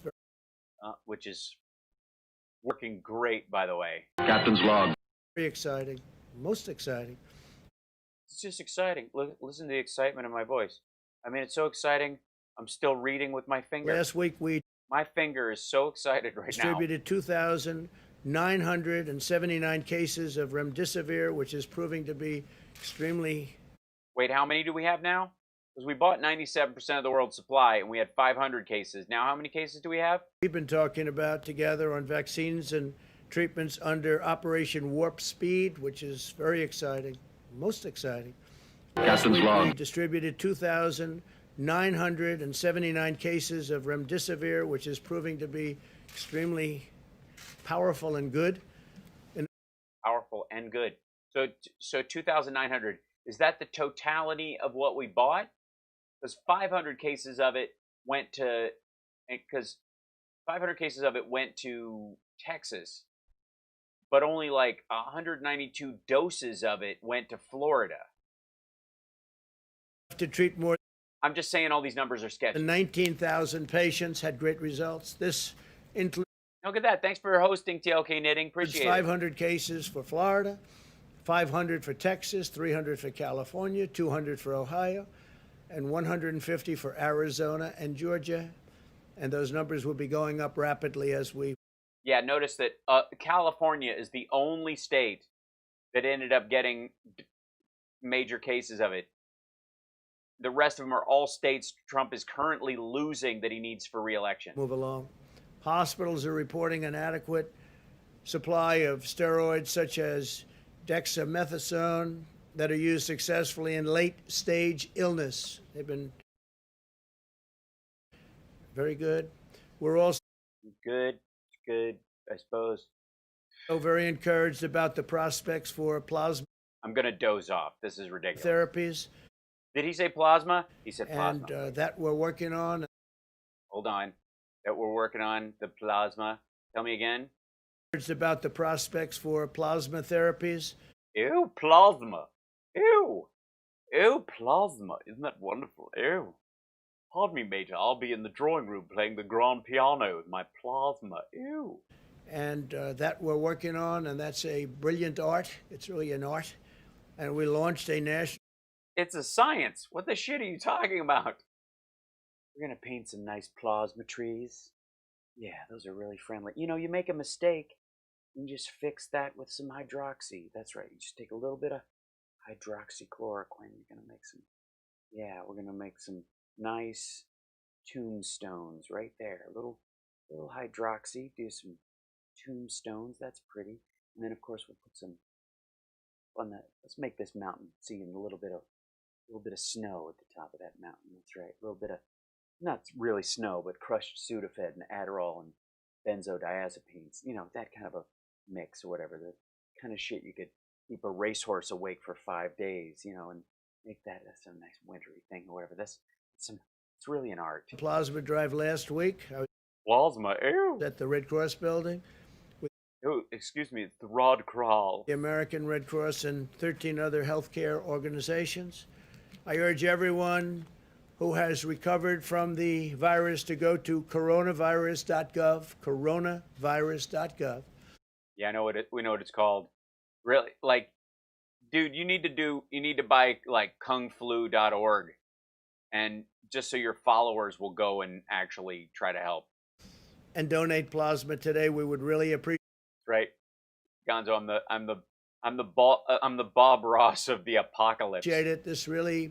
Yeah, why doesn't he get chinavirus.gov? I agree. Makes people better, but what we need is that beautiful ingredient that got better seem to have in your veins. You have to go to coronavirus.gov and donate plasma today. It would be tremendous. Plasma, ew. That beautiful ingredient that you've got in your blood. Jesus Christ. What kind of a, what is he? You have to go to Hold on. What we need is that beautiful ingredient that got better seem to have in your veins. You have to go to coronavirus.gov and donate plasma today. It would be tremendous. Ew. We really appreciate We need tremendous plasma. Ew. it if you do it, because we're low. We're low. We could help a lot more people. It's not you. It's me. My marrow is low. And it would be a terrific thing. It'll take an hour, maybe a little bit more than an hour, but everybody will be very appreciative. Makes people better. And, you know, you had something very special. You had something that knocked it out. So we want to be able to Mine it from you. use it. So whatever you can do, coronavirus.gov. Ugh. Could he make this sound less appealing? Yeah, do it. Why hasn't he expanded telehealth where people can give plasma through their iPad? Surely there's some cable they could hook up to it. As a result Yeah, unless you're gay, you cannot give if you're gay or whatever. That's a Pence of issue. improvements we've made in treatment for Americans over the age of 18, the mortality rate has declined 85% from its April peak. 85% decline. On vaccines last week, we announced that That's by the way, that number is 2 weeks old. 2.1 billion partnership Before it with started going Sanofi up again. and GSX to purchase and produce 100 million doses of their coronavirus vaccine. Yeah, before they even have it. We don't know if it's safe. We're just going to make 100 million doses of it, whether it works or not. We've already spent the money. It's coming, and we're gonna strafe bomb it with F-35s over NASCAR fields. 100 million doses. This is the sixth vaccine candidate we're trying to find a way to deliver it to people via cans of lukewarm Pabst. proactively supporting. We're supporting numerous companies that are doing very well or having wonderful results, and they're Wonderful. in final stages of testing. There are now 2 No, they're not. They're only in final stages because you're skipping the middle stages, you dickhead. vaccines in that final stage of. How have I ever had blood sausage? No, I have not. Although, I only know blood sausage from its reference in Groundhog Day.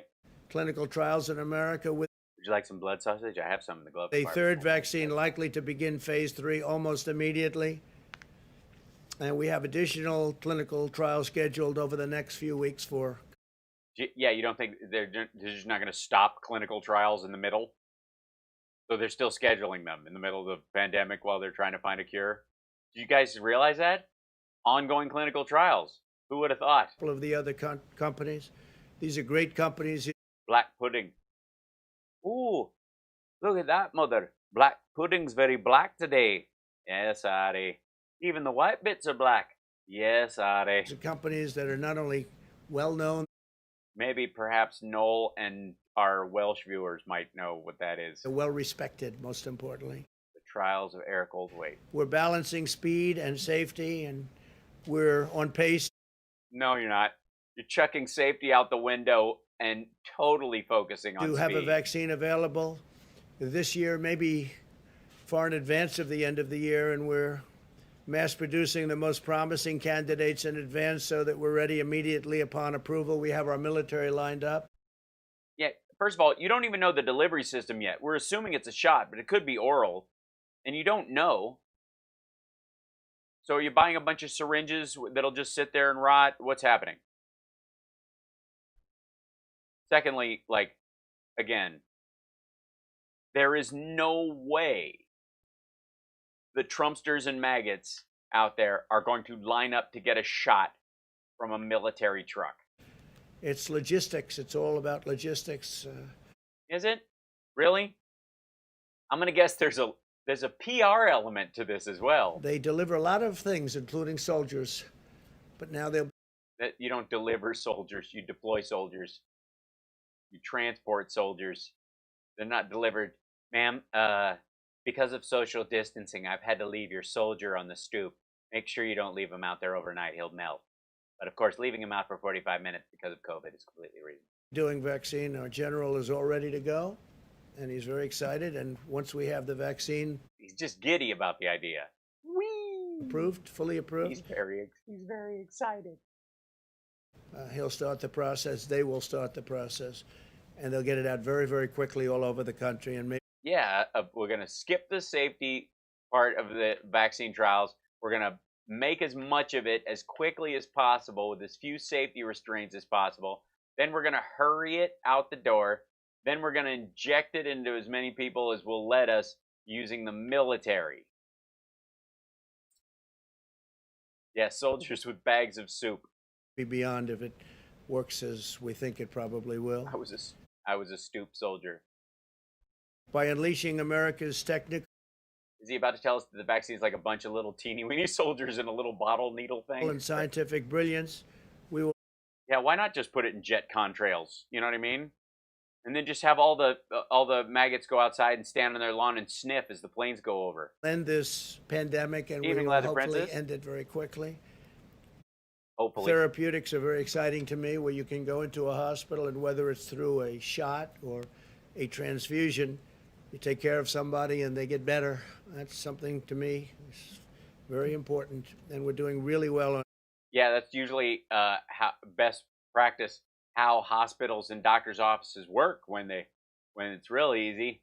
Give people, if somebody's sick, and then you give them a medicine that works, and then they're better. Is the point of medicine? Therapeutics Jesus. and really well on vaccines. So thank you all very much for being here. We'll take a couple of questions. Oh, this is where it'll get good. Okay. I don't think he takes very many, though. I think he panics and bails. Because I wonder if anybody's going to ask him right out of the gate about this guy. Prosecutor seeking Trump's taxes cites probes of his businesses. Public reports of extensive and protracted, good use of a word there, criminal conduct at the Trump organization. Does anybody bring it up? What do you think? Russian bounties? You think we're going to bring up Russian bounties? Probably not. How about what he said about Burks being pathetic?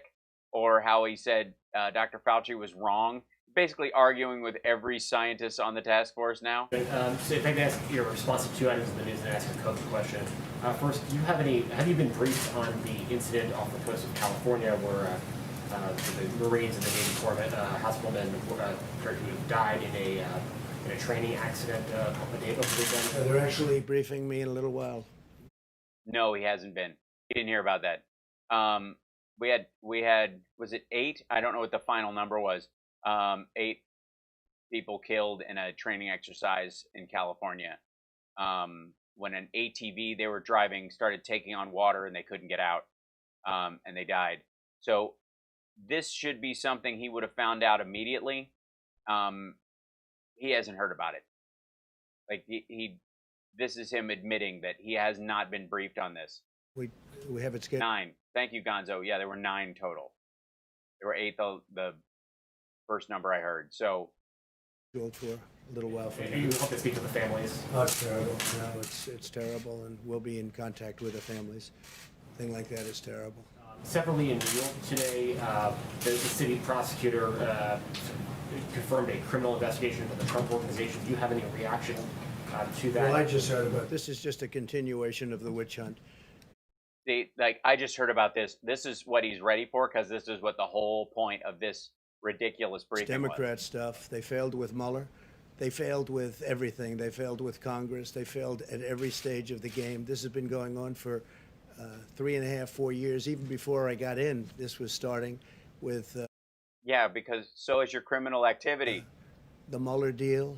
Mueller started a little bit after, but it started with some of the people that you know very well, the names, Strzok and Page. Yeah, this doesn't have anything to do with them.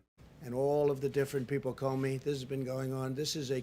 It's not related to that at all. This is this is criminal behavior in the state of New York by the Trump Organization. This has nothing to do with Russia, Ukraine. This is criminal activity. And it's directly tied to the fact that you hid payments to your campaign to women who you'd had affairs with, which were in-kind donations to your campaign that violate campaign finance law, that if you'd done openly or admitted to later would have been totally washed away. But in the process of admitting it, Michael Cohen basically said, no, we engage in this kind of sketchy shit all the time. Continuation of the worst witch hunt in American history. And there's nothing that I know even about it. You know, I had seen that today, just a little while ago.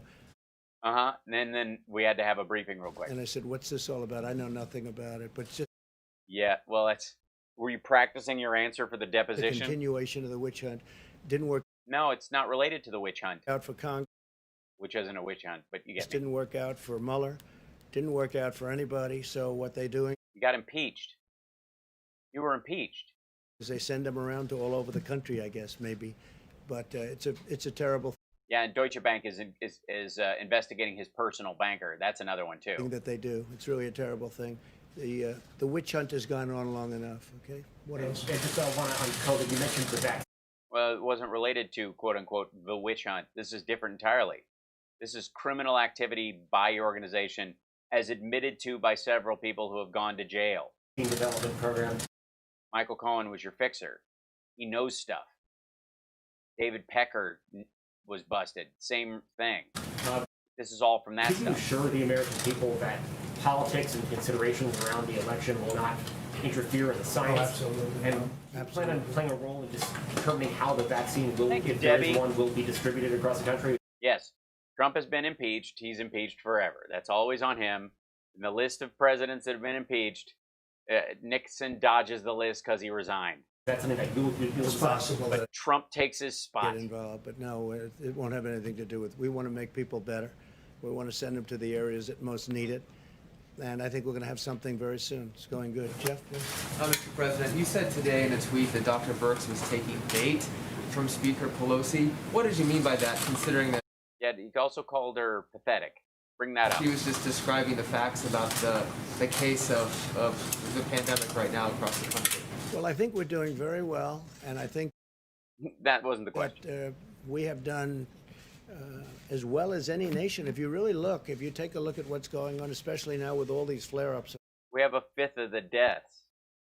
and 5% of the population. nations that they were talking about. And don't forget, we're much bigger other than India and China. China's having a massive India and China have 1.3 billion people apiece. flare up right now. India has a tremendous problem. Yeah, they also have a tremendous population. Other countries have problems, and I noticed that in the news, in the evening news. I never read about that in any of the news. I don't read about. Yeah, they aren't. We can't do anything about their testing, their contagion, their mitigation. We can only do something about ours. We have some conversations in our press about Mexico and Canada because we share a border with them. Most countries are only really concerned about the spread in the borders around them, much like the states that had the most people who had cases were concerned about flare-ups being caused by ricochet back from other states when people left, or the smaller states actually getting it like they are now. The other countries, you're starting to see that other countries are having very big flare-ups. Countries that thought they were over it. No, Mikorama, they don't. Aw, is he saying bye? Yeah. Okay, hold on. We need to pause quickly. Come here, Chuck. Look at this guy. So Chuck is going to his forever home today. He's been visiting us for 10 days. Now he goes to he's going to go to his forever home. He's the last one to be adopted. Good job, Chuck. You've grown so much since you've been here. Look at these paws. You're like a real cat. I'm going to miss you. You're a great snuggle buddy. You're a weird middle of the night scratcher though. And thanks for the scars. And I hope you're happy. And Murph is super excited to see you go. He thinks you're a carpetbagger and he can't wait to get rid of you. And it's time, I know. I'm just kidding. He's going to miss you too. You guys were kissing and hugging and pet, and you were going under the igloo, and it was lovely. Yeah, it was lovely. You're totally good. We're going to miss you. Say bye to everybody. Bye, Chuck. Everybody say bye to Chuck. He's going to his forever home. He'll probably visit at some point. We'll give him, there you go. Yep. Aw. Bye, Chuck. Bye. The last kitten of the 4 ferals. They've all been adopted. We did a good job. We got them out. We did a fantastic job. Everybody's doing a fantastic job. We got all 4 of them adopted. Good homes. And thank you guys. It was because of the super chats that first day we captured them all that we were able to pay for their shots. So we took care of their shots and got them. They were ready to get homes faster than a bunch of the other ones. So that had a lot to do with you guys. That and, me putting up with them running across my face. I had a scratch straight across my nose because they ran across my face while I was sleeping. I'm honest to God, this close to they could have stepped on me, eyeball. The whole game changes. We had to reshape everything after that one. But they eventually grew into it, and our beloved Chuck has been very sweet, and we got lots of lovely pictures that I'll be sharing with the patrons soon of him sleeping and all that stuff. Murphy is going to be incredibly happy now, and he's not going to leave Summer alone. So yeah, Murphy is an ongoing project because he's just the loudest cat, and he's constantly meowing. And he wakes you up in the morning and late at night if you move at all. Oh, Frankie, thank you. We love Murph as well. If you move at all, meow, meow, meow, meow, meow. It's his turn to oh, are the pets starting? What happens? Am I here to get petted? Are you guys up? Does that mean we can do something? Are you going to feed me? Do I get to go someplace? Are we changing the furniture around? What's happening? And this goes on for a half an hour. And if you move your legs while you sleep, like I do, it's just, yeah. But I love Murph. Murph and I have grown much closer during this whole kitten thing because he couldn't go in the bedroom and he's used to snuggling up to Summer. So I'm the one who holds him when he was hissing and freaking out, and for whatever reason he just wouldn't scratch me. So I could hold Murph and he would be twitchy and he would be going, like the whole and and he would just you could see his claws start to come out, but for whatever reason he wouldn't scratch me at all. Didn't scratch me at all, which was amazing considering how he was hissing. He was losing his shit. But because of that, he now, you guys saw a couple weeks ago, or maybe it was 5 days ago, I was holding him up like that and he put his head in my chin like that while I'm petting him. He started doing that regularly now. It's adorable. It's adorable. It's so sweet. Anyways, So he's going to be doing much better. Thank you, Eileen. Yes, we did them proud. We took care of them. And literally, they weren't all out the door yet. And she's on Instagram with one of these cat shelters we're friends with. And they're like, we have this little one by herself. She has no mommy. She needs to be fostered until we find her a place. And I'm like, and she's like, we got to, because we're moving in a couple weeks. We have to move. And so we can't take one on until after the move. And so, like, the whole process of, like, taking it in, getting it used to the environment, making sure it doesn't escape or get run over or stepped on by a bigger cat, and then getting it to a home is you can't do that in the process of a move. And she's like, I can't, we can. We have all this stuff. And I'm like, do it. We're going to have kitty withdrawal. All right. So anyways, that's the cat bout of so far. No, we're not moving to Pennsylvania. We're just moving like a mile from where we are. Like we thought we might be over it in Florida, and then all of a sudden it comes back. They do come back. But do they now? Why? Because of large gatherings? Because rallies and outdoor activities? I think we're doing very well. Of course you do. No one is surprised you think that. Why would you think that's news? I told Dr. Birx I think we're doing very well. She was in my office a little while ago. And I called her pathetic. Was she in your office a while ago? Why? Because of what she said? She's a person I have a lot of respect for. I think Nancy Pelosi's treated her very badly. Very, very Why? By saying she's the worst? She is. badly. Very nasty. And oh, yeah? You called her pathetic. I'm just referring to the fact that I thought that really they should say the job we've done, whether it's on ventilators or testing. We've tested now over 60 million people. Yeah, and it's a contagious disease. It's not a genetic test. It's not taking people's height measurements and going, well, we've got that. We've got to check it off the list. No other country is even close to that. We've tested 60 million people with That's right. We're just squatting in an unfinished house. in many cases, about 50% now rapid fire, meaning 5 to 15 to 20-minute tests. Yeah, and they're 50%. The quality of the test is so friggin' low, you might as well flip Get a the coin. result almost immediately. Oh, I appreciate that. Can't stop lying. Don't be careful. I may ask you. It might be a wiring thing or a setup thing. It might just be that you and I like grow out and knick-knack try to arrange the new studio. That I'm gonna have to move all this stuff. God damn it! All the wires I'm gonna have to pull and reset are gonna be in less than. I don't want to interrupt the broadcasts, so I've got to tear this down in like right after a broadcast. Go over to the new space, set up the desks, plug everything in, and get it close to up and running as quickly as possible so that the next day I can do a show. It's going to be nutty. Nobody has anything like that. Nobody. And I think we're just doing very well. Does that mean We're doing very well. It's just the sunshine. I like the pretty eyes. just to follow up, just quickly, Go does ahead, that mean please. you disagree?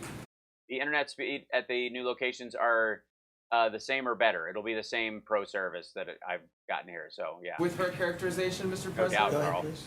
Thanks, Mr. President. I wanted to follow up on two things that you said earlier in the cabinet room. The first was on TikTok, and the second was on coronavirus. On TikTok. Oh yeah. Microsoft has to buy TikTok or I'm going to outlaw it. So that's the standard in the United States. By the way, TikTok is malware. Get it off your phone. It's garbage. But the idea that the government can just say an internet company cannot operate in our country without permission, they have to be purchased by an American company, and partly the Treasury, which is the key money he's talking about, is, I mean, the law around that is just insane. TikTok, you said that you wanted money for the U.S. Treasury from the sale.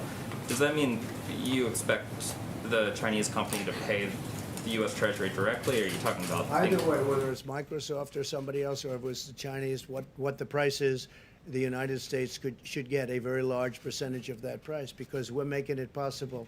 Without us, I use the expression, it's like the landlord and the tenant. No, it isn't. No, it isn't.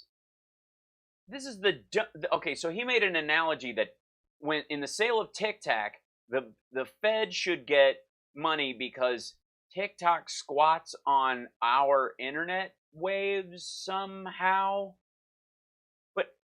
wouldn't that be true of every single website? Would you have to pay a website fee from now on? Imagine the legal precedents this sets.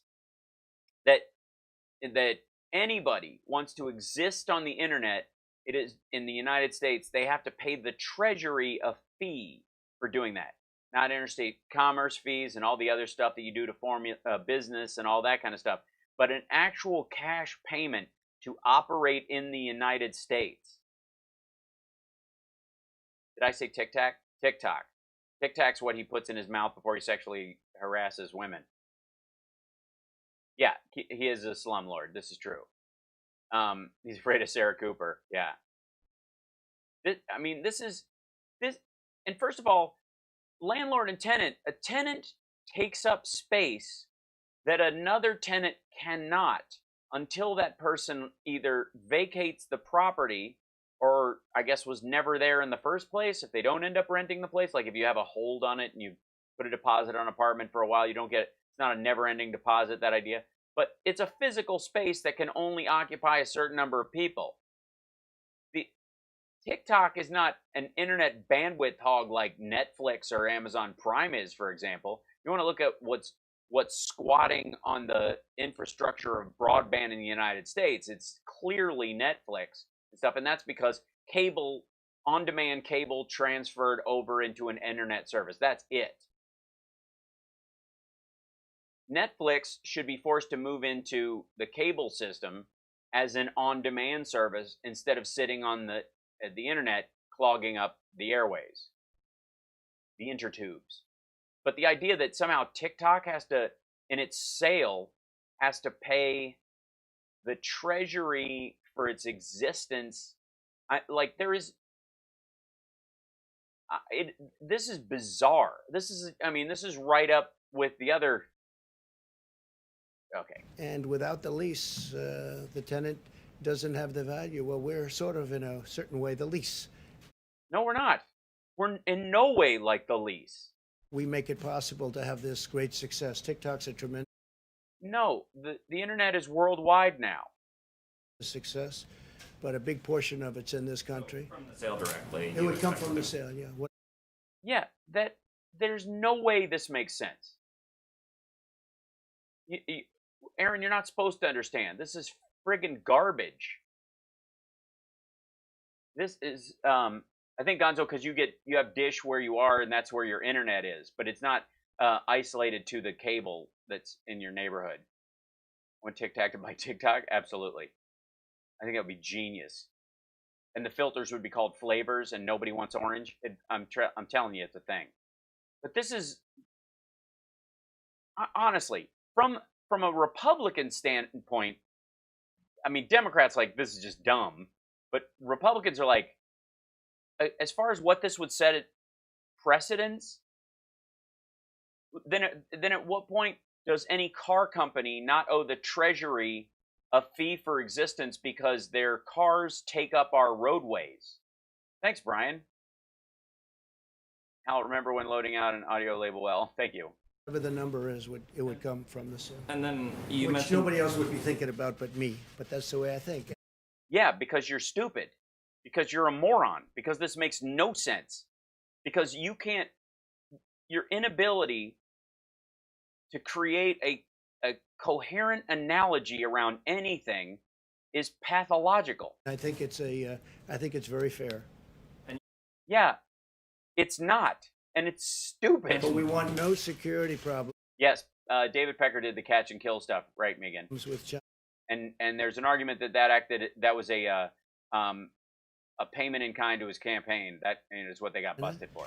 It's got to be an American company. It's got to be American security. It's got to be owned here. We don't want to have any problems with security, etc. And something could come out. I will tell you, there's a lot of excitement, not only by Microsoft, but by other companies in terms of buying. This isn't even an issue with TikTok. What you do is you address Apple and Google when you have them in front of Congress, and you go, we have security concerns about TikTok. People who get TikTok in this country get them from either of your app stores. Do they live up to, or do you put proper security in the OS to make sure that they can't surpass your security if they become a popular piece of software. Because that's the through point. That's the bottleneck. That's what you have control over. Because other countries are going to come up with services all over the place. But if you can't use them because of this law that would, I don't know why I'm arguing this. This is so dumb. It's not going anywhere. Like, Microsoft might buy TikTok because it's worth it to them value-wise, but none of the money's going to the Treasury, and this dude wouldn't even know how to handle the security concerns with TikTok if he wanted to. So we'll see what happens, but we want, and we think we deserve to have a big percentage of that price. You're an idiot. No, you don't. Coming to America, coming to the Treasury. Why? He's using anything he can, like the sales of arms to the Saudis, to patch the hole in the deficit he created. Then on the negotiations on Capitol Hill, you expressed some frustration and said you might take executive action to address. I might do that, yes. So I was wondering if you could talk about both how you might prevent evictions through executive action, and then also. Yeah, I could do that if I want. No, you couldn't. And I want to do that. I don't want people to. How? You'd have to do payments. If you stop the evictions without helping the landlords, people can lose their property, and then the people who are in there will get the next landlord will be worse because they'll buy the building at garage sale prices, fire sale prices, either way, and they'll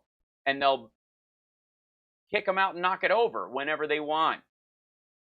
Evicted, and when they're evicted, when they're thrown out of their whatever the place may be, home or apartment. In many cases, they go to big shelters.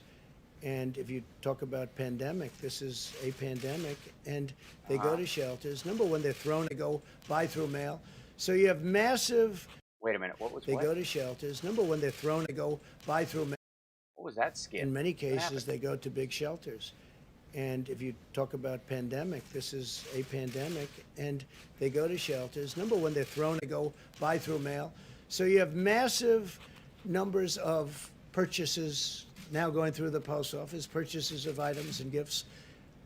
And that's a tremendous strain on the post office. The post office loses a fortune. It has been for many, many years, for decades. It's not a profit-making enterprise. It's there to the profit of the post office is a better life and a higher functioning society for all Americans. So now on top of it, I don't know why this skipped from the end of that. I don't know why they edited that part out, or there's a chunk missing. If they went down and they, camera lost it and then they just scissored it back together, I don't know what that was. Has this, and the Amazons of the world and the others, they pay very, very little money. They lose money on the post office loses money, which is ridiculous, on every package it delivers. But now on top of that, and I'm not just referring to Amazon, I'm talking about all of the competitors, if there is such a thing to Amazon. There will be, but if there is such a thing. But now on top of that, you'll have somebody like the governor of Nevada come out with this massive plan out of nowhere, out of a pandemic, to take millions of ballots and send them all over the place. No, and they're not just sending them all over the place. Registered voters have the ability to vote by mail. They will get one if they're registered. If they're not registered, they won't get one. If the signature doesn't match when it gets to the people who are counting the ballots, it'll get thrown out. A lot of people will take the mail-in ballots, fill them out at home, and put them in a ballot box. You'll never know who won that state. It'll Biden's going to win that state. get messed up just like New York and just like Patterson, You're going to lose New York and Jersey. New as well, Jersey, and just like many other places. that you're going to lose. In West Virginia, they indicted a postman for doing something very bad. You know that? What was he doing? Was he a child molester? What are you talking about? They indicted a postman for doing something very bad? But there are many cases all over. Wait, hold on. I have to find out. You can't just drop that on me. New window. Let's see. I don't even know how to find this. West Virginia postman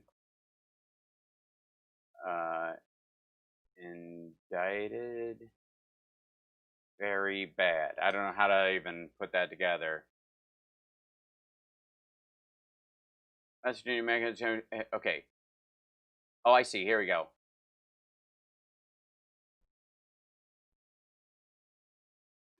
West Virginia mail carrier admits attempted election fraud. Elkins, West Virginia.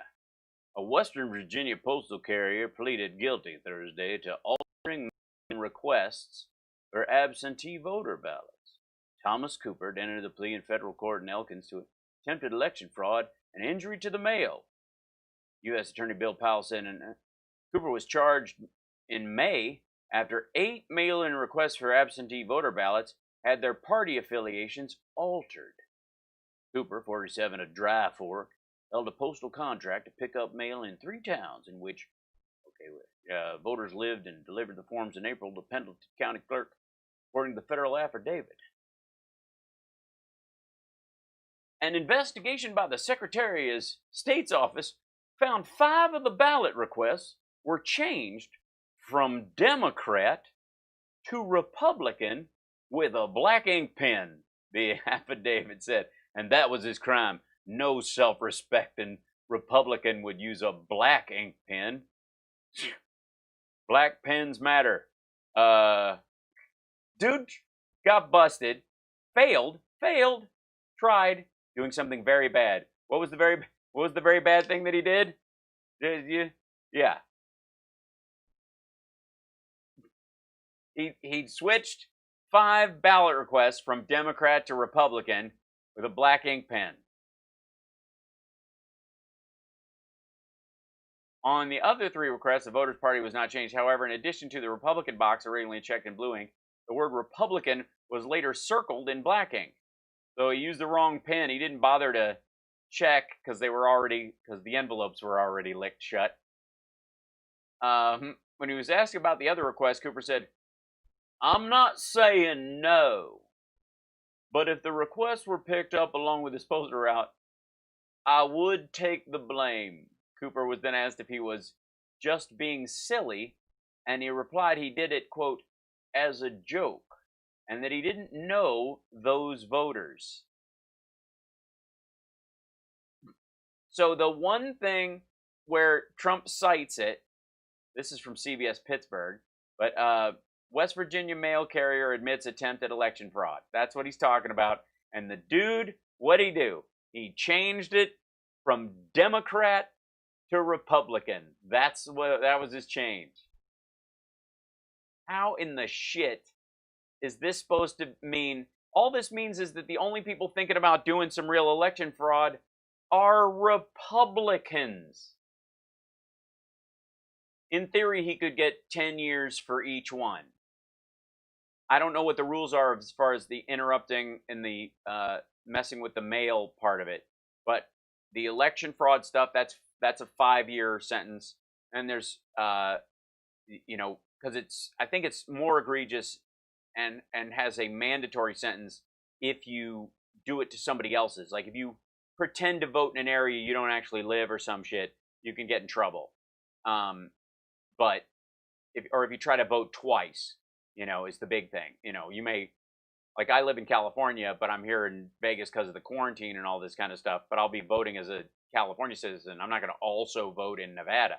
I'm not voting for mayor or governor here or senator or anybody else. I only vote for my district in California and for my address there. But like if you try to vote in both places, a la Ann Coulter, you can get in some deep shit. But in this case, he's altering other people's forms. The one person he cites, that's the whole if you thing. Look, you'll be able to Wait, know that. A postman for doing something very bad, Yeah, what did he do? He took 5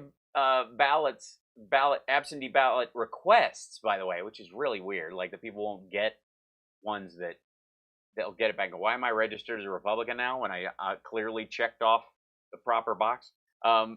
But that the thing he did very bad was switch someone from Democrat to Republican. It wasn't. But there are many cases all over the country. No, there's not. And in this case, like the dude got busted within This is July 9th, is this story. And this guy pled guilty Thursday, and he was busted in May.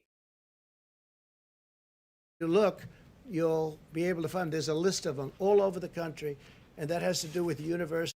Yeah, it's it's entirely Republicans. It is entirely Republicans. Mail-in. Again, absentee is great. It works. Like in Florida, they'll do absentee. It really works. But universal mail-in ballots is going to be a great embarrassment to our country. No. You know what's a great embarrassment? The president of the United States, who's a member of the Republican Party, citing as his big fear that there will be massive voter fraud, a guy who was busted for a ham-handed attempt at it, who happens to be a member of his party. We have the right to do it. We haven't gotten there yet, but we'll see what happens. We will be suing in Nevada, and that's already been. Why? Why don't you think it would benefit you? If everybody can equally vote, why wouldn't it benefit you? Taken care of. We'll probably file something tomorrow. I do want to say that we're going to be introducing a tremendous health care plan sometime hopefully prior to the end of the month. It's just about completed now. In addition, next month we'll be doing the immigration plan. So we'll be doing that in September. We'll be doing sometime during this month the health care plan. And I think that'll be before the end of the month. And I think it'll be very impressive to a lot of. Wait, the health care plan's coming? Thank you very much. Thank you. Says it has capacity for the election. The health care. So we'll be doing that in time hopefully prior to the end of the month. It's just. Wait a minute. I want to hear that whole piece. We'll probably file. Well, I have the right to do it. We haven't gotten there yet, but we'll see what happens. We will be suing in Nevada, and that's already been taken care of. We'll probably file. It's already taken care of. Nevada's already been sued. You know Something. You know who really wants to benefit from the CARES Act and the new stimulus is probably the Lawyers Guild. You know, the lawyers, they're the ones. Tomorrow. I do want to say that we're going to be introducing a tremendous health care plan sometime hopefully prior to the end of the month. It's just about completed now. I thought we were going to have it in sorry, I'm kidding. I thought we were going to have this as soon as you got elected on day one. In addition, next month we'll be doing the immigration plan. Sure. Okay, so both of those that were 2 weeks away are now, one of them's a month away from the last date, and the other one's another month away from that. So you're just going to keep dangling this. So are we getting to the point where these are going to be your October surprise? This is what he thinks an October surprise. He'll let it slip in September. He's a buffoon, right? This is his October surprise. That's it. You're just going to have people. Oh God. So we'll be doing that in September. We'll be doing sometime during this month the health care plan. Sometime during this month. Yeah. And I think that'll be before the end of the month. And you think so? I think it'll be very impressive to a lot of people. Why? What are some elements of it? Well, thank you very much. What part? Like, thank you very much. Says it has capacity for the election period. Mr. President, the Postal Service released a statement saying it has. He's still doing is his right leg still messed up, and that's what the waddle's about? I didn't actually see. Did he have the weird bruise on his hand this entire time? Did we see? Or did he have makeup on it? I mean, he wasn't really pointing. Yeah, I just see I don't see the tops of his hands at all. So I didn't see anywhere where they might have done that. So, no, he's really hiding he hid his hand pretty well throughout the whole thing. That weird purple bruise, which like I said, they probably put makeup on if it's really there, or if it turned out to be fake. Doesn't quite matter. I think if it's anything, it's him getting convalescent plasma. Sorry, plasma. But so this is now. I know, you guys. I know that you think Trump can't get any more exciting. That was lightning in a bottle. That was fantastic. And I'm sure that we will hear, more about this fantastic healthcare plan, which is now a month away from the Chris Wallace interview instead of exactly 2 weeks away, and probably. And then the immigration plan, which was supposed to be about the same time, which will be out sometime in September. By the way, we're 3 months from the election. But in the meantime, Trump is doing his virtual presidential telehealth rallies or tele-rallies. Yeah, the IV bruise might be the theory, Gonzo, and but I think he's getting convalescent plasma because he's insisting on it. So, hello, is it me you're looking for? Yeah. So this is because Biden is trapped in a basement, and except for all the speeches and press conferences and listening sessions and virtual town halls and interviews he's been doing nothing. And Trump, though, to show he's always on top of it, James says, hope I'm crazy and wrong. October surprise bars justice, indicts Biden, Obama, Hillary related to spying on the Trump campaign, somehow manufacturing the Russian investigation. Maybe so, but that won't help them. And I don't know that he can without a grand jury. And there's no way that we would know if a grand jury had been called. And if he got a grand jury called any later than this week, it would be a really hard argument to say that they met long enough or gathered enough information or subpoenaed enough information to charge people of that high level. So, yeah. At least, yeah. I won't. My hair won't ever look like Trump's, I promise. My hair will look silly at times, but it won't look like some sort of weird Fender wing system. Biden released a school reopening plan. Oh, I know. And Trump was sniping part of it. So check this out. This was my favorite part. So he's been doing these regularly. He does now, I guess, like, there are days when he does like 5 of these. And you get to be a part of the tele-rally if you sign up for this thing. And he does these, it's basically you too could be Joe and Mika. He just calls in and vents, essentially. And you just have to look at your watch and go, oh, I'm glad I donated. This is exciting. I get to, thanks, Cassie. Yeah, I gave money to the campaign, so I get to be a part of the tele-rally. So I can hear him say the exact same shit he says to everybody else all the time. So this is my favorite part of this one. Wait, and I didn't listen to this one. I just checked the audio on it. But the beginning is in its own way gold. Here you go. Ladies and gentlemen, please welcome the 45th President of the United States, President Donald J. Trump. Hello, Pennsylvania. I'm thrilled to... There's just enough time for crickets. I swear to God. Donald J. Trump. Yeah, it's Seth Rogen impersonator. That's just glorious. Ladies and gentlemen, please welcome the 45th President of the United States, President Donald J. Trump. Hello, Pennsylvania. I'm thrilled to be with you Was the phone on? Did they hear that? today and talk to you Talking to you from the shitter. today about the critical decision Americans will be making on November 3rd. That's a big date. November 3rd. There's never been 2 people and 2 parties that have been more different than what you have coming up. This election. That's true. That's true. That's actually, I have to give him credit. That's true.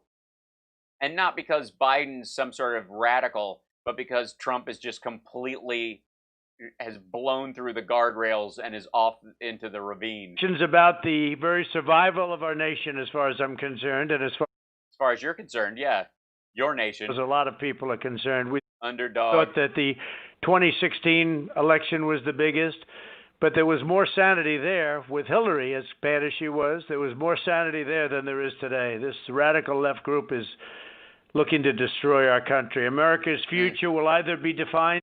What's the... Oh, okay, that's the shadow of his fingers. I was like, what's the weird stripe pattern on his little cell phone case? It's a little adorable. By patriots who love our country and want to build it and make it bigger and better and go back to what we had just a few months ago, where we built the strongest economy ever in the history of our country. And we go back to the day George Floyd was killed. We want to go back to the days we had the largest deficit in our history and double what Obama left when he left office. Yeah. History of the world, or it will be defined by radical left Democrats who truly, you have to say, hate our country and want to tear. You have to say hate our country because it's not true. You just have to say it so that your followers will even give a shit. Because if you go, look, they love our country, but we disagree. You can't. His arguments don't belong on a playing field like that. There is no argument for Trump's policies that are on an even playing field or reality-based argument. It has to be, look, the only reason to vote for me is that the other side will cause riots and pandemics, and it's it down, and that's what they try and do in places like Seattle and Portland. Joe Biden and the your whole country is going to become Seattle and Portland with that stupid fish market and a Starbucks on every corner, and Portland with everybody eating granola all the time. It's terrible.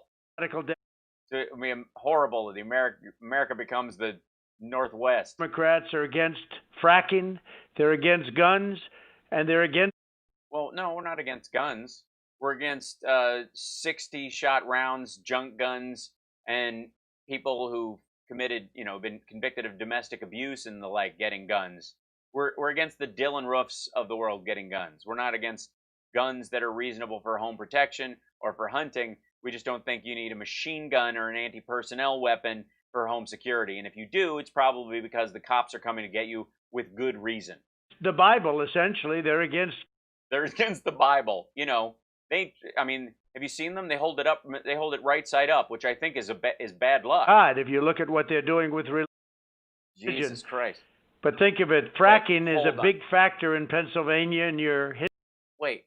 And Joe Biden and the radical Democrats are against fracking, they're against guns, and they're against the Bible, essentially. They're against God, if you look at what they're doing with religion.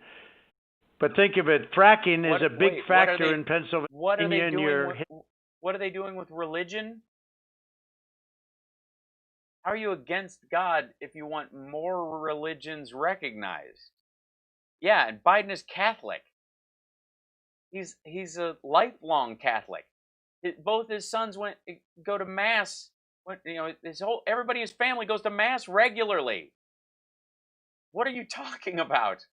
You've got 3 wives. You've committed adultery. You bear false witness regularly. You had the greatest year you ever had. Did they? You know who you're talking to? Fracking is a big, big factor in Pennsylvania for your jobs.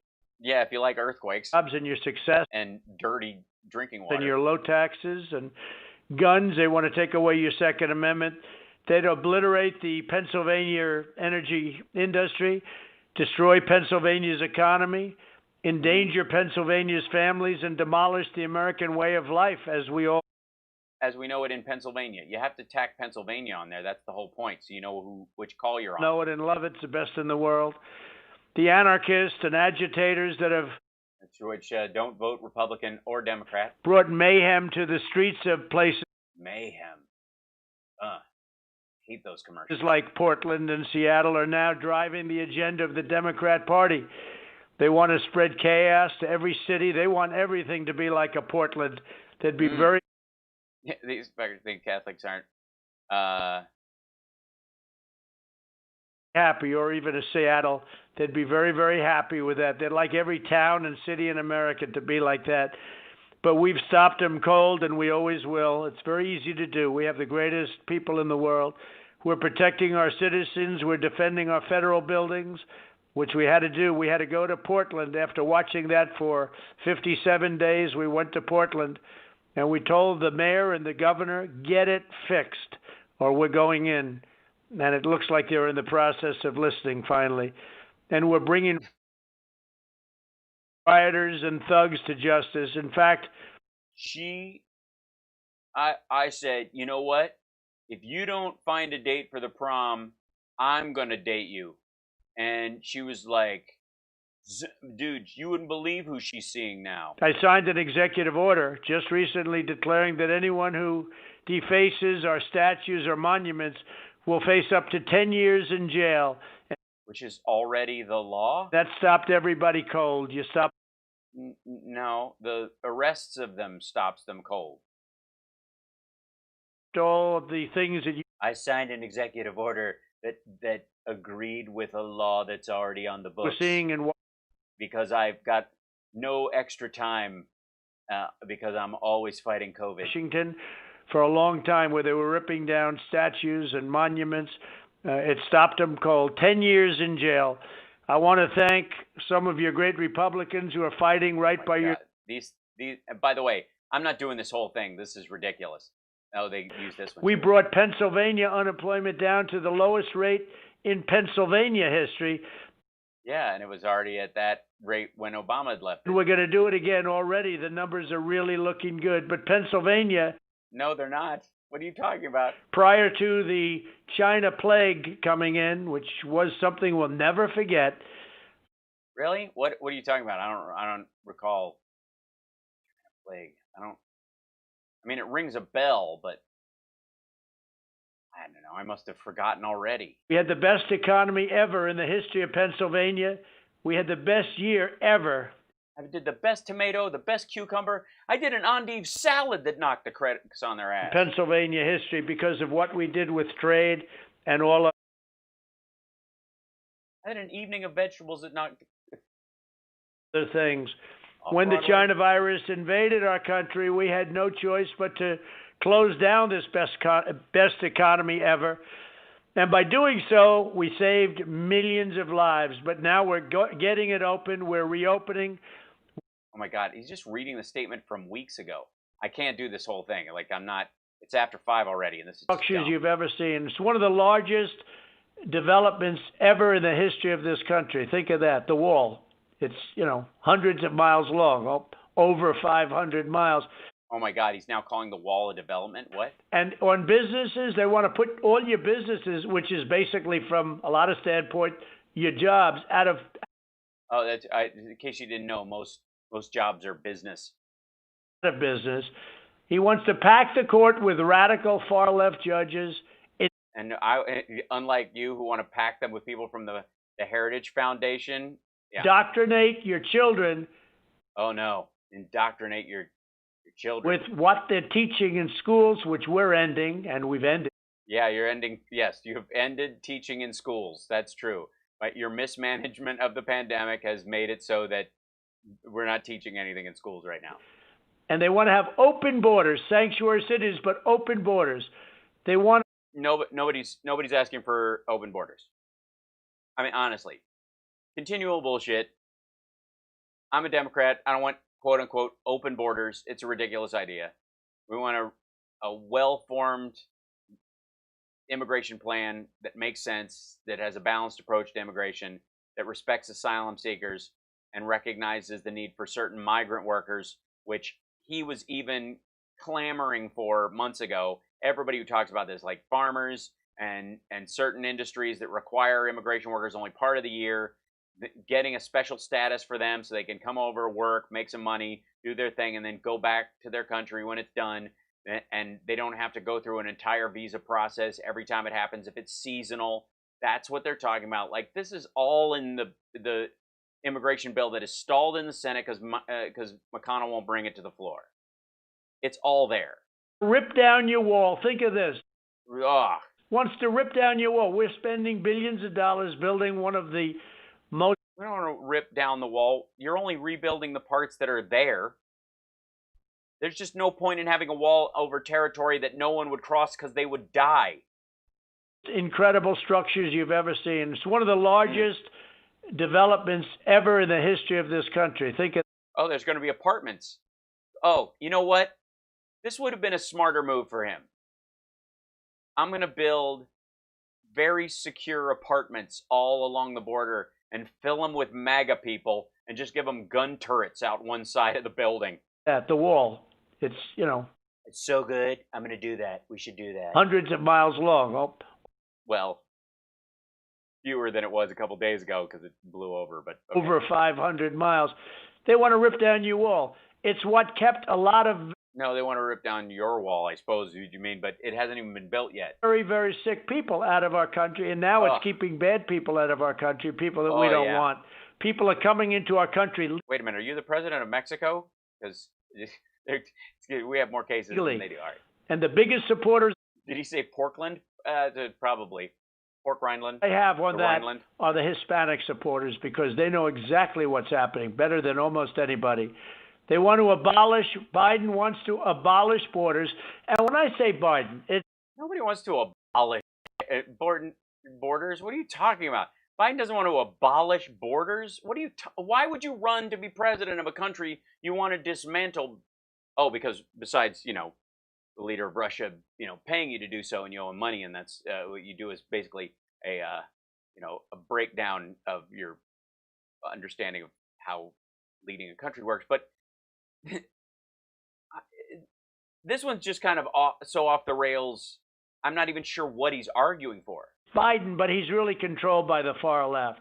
So they want to abolish borders, stop all deportations, end the prosecution of illegal border crossers. Think of it. Somebody comes. No.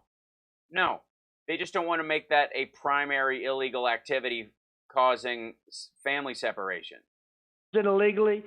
It's not a primary crime. If you're an asylum seeker or an immigrant, you have the ability to make your case if you broke the law by crossing outside border, if we're limiting who can come through the borders and it's an emergency or you're dying or you're in danger of your life or something. You have a day in court to explain that.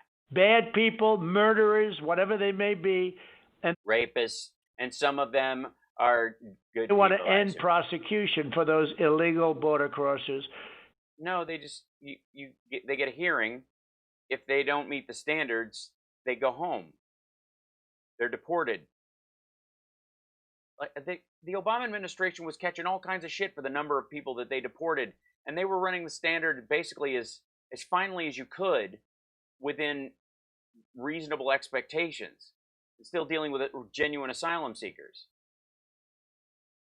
Who is going to believe that Biden is the guy that wants to go back to an immigration policy that sounds that no one has ever suggested, for one. But from Biden's standpoint, his immigration policy looks a lot more like the one that they crafted during Obama. Wants to totally abolish all borders, Vica Mexicanadia, right? Support sanctuary cities, which is a sanctuary for a lot of very bad people. No, San Francisco or whichever cities you're talking about have no desire whatsoever to house criminals for the sake of being criminals. Incentivize illegal alien child smuggling. And also, if you look at... Wait a minute. Aren't you the guy who lost 800 of them? What's happening with women, where they smuggle women. It is a horrible thing, but this crazy... But you wish them well. Dude, you partied with a human trafficker regularly. You wished his partner well, the one who arranged it. The plan that they did will make it almost incentivize illegal alien child smuggling, and it's just incredible. And you have to add women into that, because if you look at what's happening worldwide because of the internet, it's tremendous. Guys, the friggin' internet. First, I'm allowed to be on here, and next, thanks, Roseanne, I appreciate that. The internet is horrible. First, my show's on, and it's just a travesty. It's upsetting to everyone. We're growing leaps and bounds. We got hundreds of people in here every single day. Our Patreon's growing like wildfire because you guys care and want to support the show, and you've been supporting the show with super chats, and that's just one step away from me starting my own human trafficking thing, where I'm just going to traffic kidneys. I'm just going to cut them out of people in a park and sew them up and sell them to rich people. I mean, it's just connect the dots. I mean, what's happening? It's called trafficking, and they traffic in women and they traffic in children. Yeah, Ghislaine Maxwell, precisely. That's what Ghislaine Maxwell is on trial for doing. That plus rape, and you wished her well. What are you talking about? Actually, mostly in women. Yeah, and why are men being discriminated against? And all because of the internet. It sounds like something that would be ancient, an ancient crime.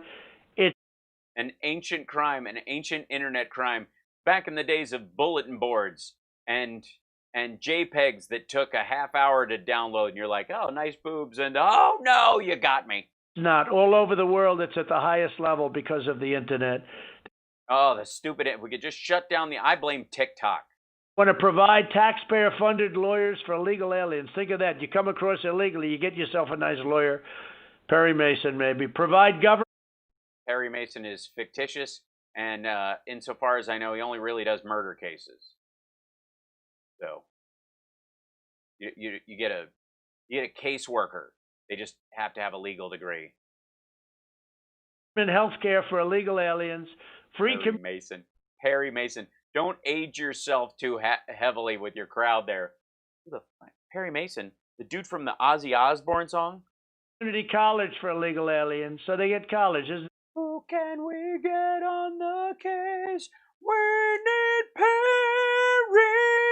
Mason again. And I said, don't get a good song, actually. Ironsides. I don't know. You should do an Ironsides. That Yeah, there is a Perry Mason show on HBO. It's true. End all travel bans, including from jihadist regions. Grant mass amnesty. So mass amnesty for everybody. That's just everybody. Just anybody. Just Russian mail order brides and Chinese spies. Everybody. Ugh. Canadians. Barf, barf. Tens of millions of people potentially. End cash bail, releasing dangerous. Okay. Dangerous criminals don't get cash bail. Criminals, including murderers, onto the streets. Look at what's happened. What judge is offering a murderer, someone charged with murder, the option of cash bail? In Philadelphia, with your prosecutor, your head prosecutor, people are getting out so easily for creating crimes that nobody can even believe, including unbelievable crimes. There was a dude walking down the street, like waving a magic wand, giving people wings. They don't know how to use them. They'd fly up and smash into the side of a building. I don't believe it. They want to. I love how everything is you wouldn't believe. It's like you wouldn't believe it. You couldn't believe it. You can't even believe it. Well, tell me what you're talking about, because I think I can believe it. Increase refugee admissions by 700%. By the way, so there's one person, we're going to let 7 people in? This is the agreement that Biden has with the radical left and Bernie Sanders, which it doesn't increase 700%. There's no part in there that says we need to increase refugee entrance by 700%. It means the standard is such that these people qualify as migrants or refugees or asylum seekers. That's the standard. You've lowered it so much that putting it back just to normal would increase it 700%. But again, tell me the exact number, Mr. Caravan, of how many people, when we increase it to 700%, person to person would enter our 320 million person country every year, and based on what standard? And we will argue whether or not the standard is too tight or too loose, but I'm going to guess it's pretty much right in the keyhole. It's far worse than what Bernie Sanders ever was. He would. Oh, yeah. I don't know what you Bernie bros are thinking. You should have been supporting Biden all this time. He's way to the left of Bernie Sanders. Bernie Sanders is basically Rick Santorum at this point. I mean, if you're going to be honest with yourself, you were going to vote for Rick Santorum. You were going to Google Santorum and get a picture of Bernie Sanders. And you were going to vote for Rick Santorum this time. Because Biden's that far, he's so far left of Bernie that Bernie is now to the right of the left of Newt Gingrich. Further to the left by a lot. Destroying by a lot, which is like our country. Incentivize prison closures. They don't want to have prisons. That's not. Yeah, incentivize them, meaning that if you have a 500-person prison and you only have 50 prisoners in it, why the shit are we paying for a 500-person prison? Move those assholes to county. And if they're too crazy to stay there, then put them in a federal penitentiary, relocate them to a larger facility, and the state will pay for their imprisonment at a larger penitentiary without the entire area having to pay for this giant monstrosity full of fart air. Free federal housing for former inmates. They want to have. If you reintroduce people who've been in jail for a long time into society and they don't have families to go back to, they're going to end up homeless. And then you have criminal homeless who have no chance of getting a toehold, getting back into normal life in a position where their only way of survival will be more crime. It's called having a plan. Federal housing, free. If you go to jail, you're an inmate, you get free federal housing. Temporarily. What's that all about? I just told you. What's that all about? He's like an open mic stand-up that doesn't bother to write punchlines. You shitty 5-minuters who can't bother to come up with a punchline, and your whole thing is, what's going on with that? I mean, honestly, what are you talking about? I'm not wearing makeup. Am I wearing? Who says I'm wearing makeup? This is my face. What is the fixation that I'm wearing makeup? What? No, you're confused. Of the two of us, that's the one that wears makeup. Here, they'll put the big orange picture up soon. You'll see. Zero carbon emissions. Yeah, For homes. I'm glad you like my face, but lay up and I've never had Botox either. I'm very flattered by you guys today. You can't make faces and do Botox. Why would any comedian do Botox? Like, what kind of comedy faces could you make if your face is like this all the time?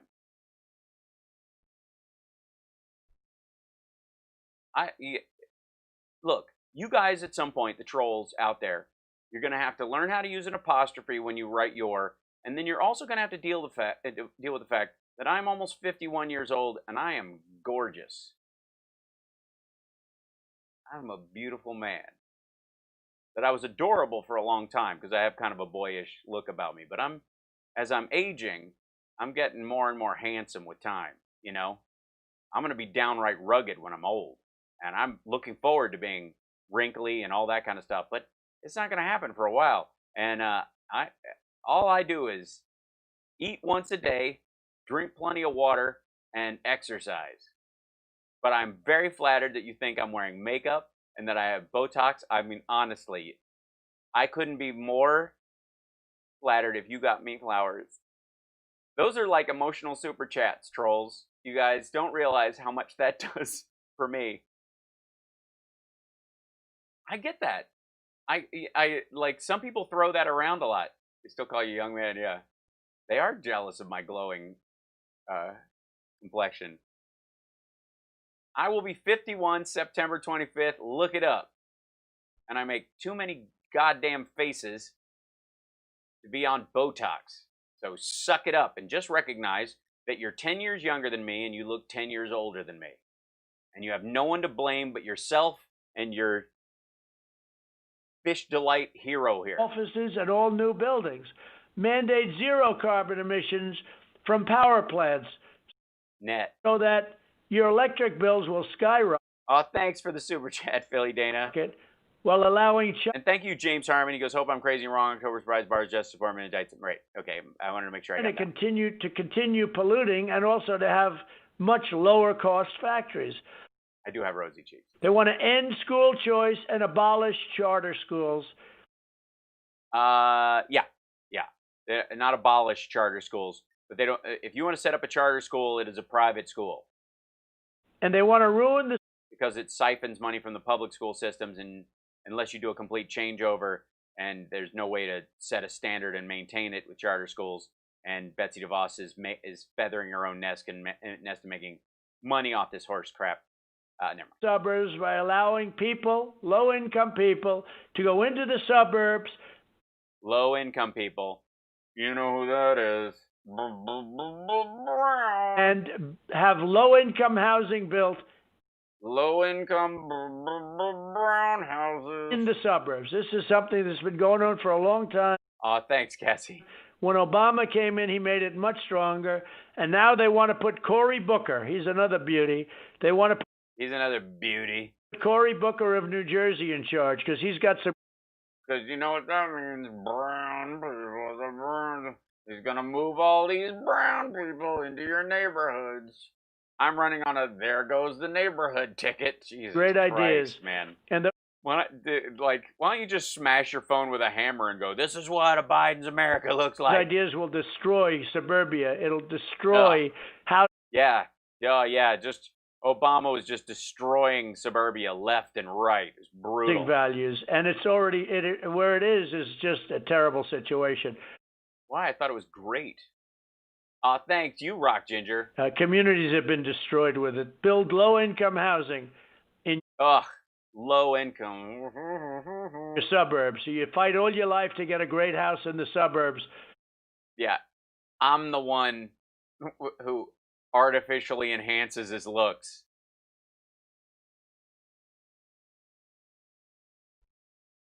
It's rough, guys. Being, 51 and just kind of, it's hard to keep the fat off, and you just, I don't know what it is. Just everything goes to pot. You start losing all your testosterone, I guess. You can't build any muscle. And then they announce, hello, we're going to build. Oh, Can't Stop Lying's birthday's on Thursday? Get out of here. Happy birthday, my brother. I'm excited. We got to plan something. A nice low-income Thursday is Can't Stop Lying Day on the channel. Job right next to your house. You can imagine what that does to the value of your house. Oh, yeah. Imagine with all those. And by the way, Yeah. Can you imagine having to walk out and get your newspaper and there's a brown person over there and you have to go, hi. And then the real estate lady, well, if it on this side of the street, it's much wider, brighter. The sun hits this side and it's a little, oh God, I'll show you the next neighborhood. Maybe we need to drive a little further out for you guys to be happy. large portions of people in the suburbs living in the suburbs are minorities. They're Hispanic, they're African American, they're Asian. So we're not talking about what immediately people would think. Large not immediately numbers. It could be 30 and 35%. There's like one black couple per, in all the suburbs of Cleveland. There's like one black couple. We just don't want two. I'm hearing are people. I'm hearing somebody back there going, remember, mention that there aren't just white people in the suburbs. People that have fought to get to the suburbs, and their large numbers are in minority communities, a large number of African Americans and Hispanic Americans and Asian Americans. And they're very happy about this. They've been trying to do this for years. Nobody did it but me. So we ended the rule, and the suburbs are now protected. I just want to thank the people of Pennsylvania. As you know, you supported me in the primaries, and then you supported me in the general election. I love Yeah, that's not going to happen. Pennsylvania. I went to school in Pennsylvania. I went somebody else took your classes and your tests for you, but okay. to the Wharton School of Finance. Horton. It's pronounced Horton. There's a WH. Horton. It's like the TH in there. It's not spelled with just, there's an H. Take the H out, it's Wharton. With the H in there, it's Horton. University of Pennsylvania. Thanks for the subscribing on Twitch Prime, Mr. Esquires. And I loved it. And Joe Biden likes to say he's from Pennsylvania, but he's not. His family abandoned Pennsylvania. I guess he was about 10 years. Abandoned Pennsylvania. They lost their job and had to move, you asshat. Old, maybe. Did you abandon New York for Florida, you prick? He moved to Delaware. He's not from Pennsylvania. He left. He's not from there. He just was raised there. He left Soon as his dad lost his job and they had to move, they bailed like a bunch of pussies. This is, I mean, honestly. Pennsylvania. You know, when he Jesus Christ. comes around, he only goes to Delaware to make speeches. He goes back to the basement, but he goes to Delaware to make He was just in Pennsylvania. speeches. But you know, it's crazy. He is saying he's from Pennsylvania, and it's wrong. His family left Pennsylvania many years ago when He's 70 years old. he was, I believe, 10 years old, and they moved to Delaware. So it's not only isn't he from Pennsylvania,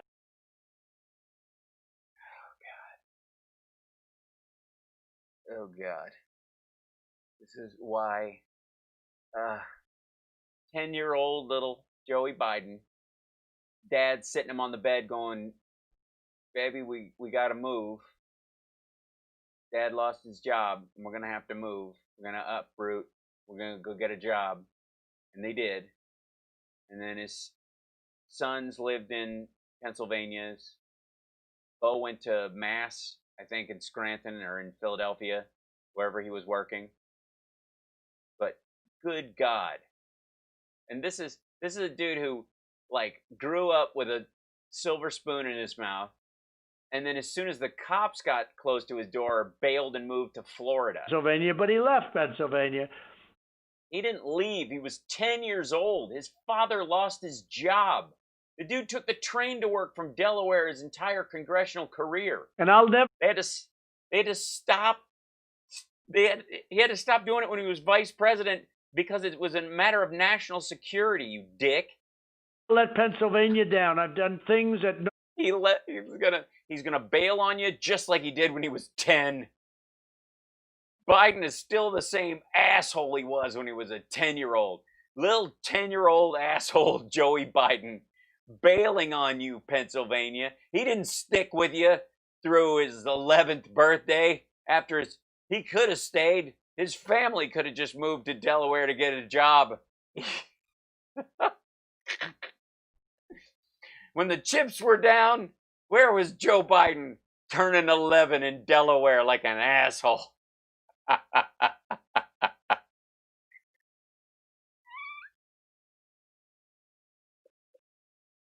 This is his closing argument.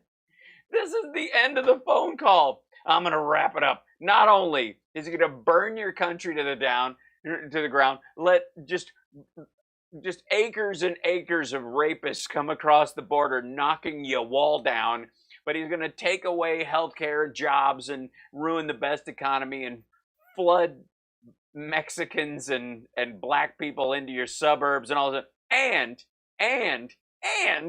when this asshole was 10 years old, he didn't have the balls to stick around when his folks bailed on Pennsylvania. He was like, you know what? Screw this dump. Just like he was a little prick, little Joey Biden, giving the finger out the window of his Model A Ford when he was, as he and the rest of the Beverly Hillbillies moved over to Delaware like a bunch of assholes. What kind of an argument is this? He bailed on you. He left. He likes to say he's from there. He lived there till he was 10. He was born there, you asshole. Oh my God. He still got family there. The whole all the Bidens didn't just leave the state forever. They came back for Christmases. Yeah, when he was a little... that little 10-year-old asshole. I'm not voting for 10-year-old Joe Biden. He was a prick. Nobody thought were possible with your plants, your factories, your steel. Steel was a dead business. All of Trump's buildings are built with Chinese steel. The only ones that aren't were the ones he bought that were built before 1940. Now they're expanding steel. And by the way, we'll catch up to where we left off very soon because the China virus obviously had set us back. By the way, is the wall made of American steel? Is there a law in place that makes sure that the Keystone Pipeline has to be built with American steel?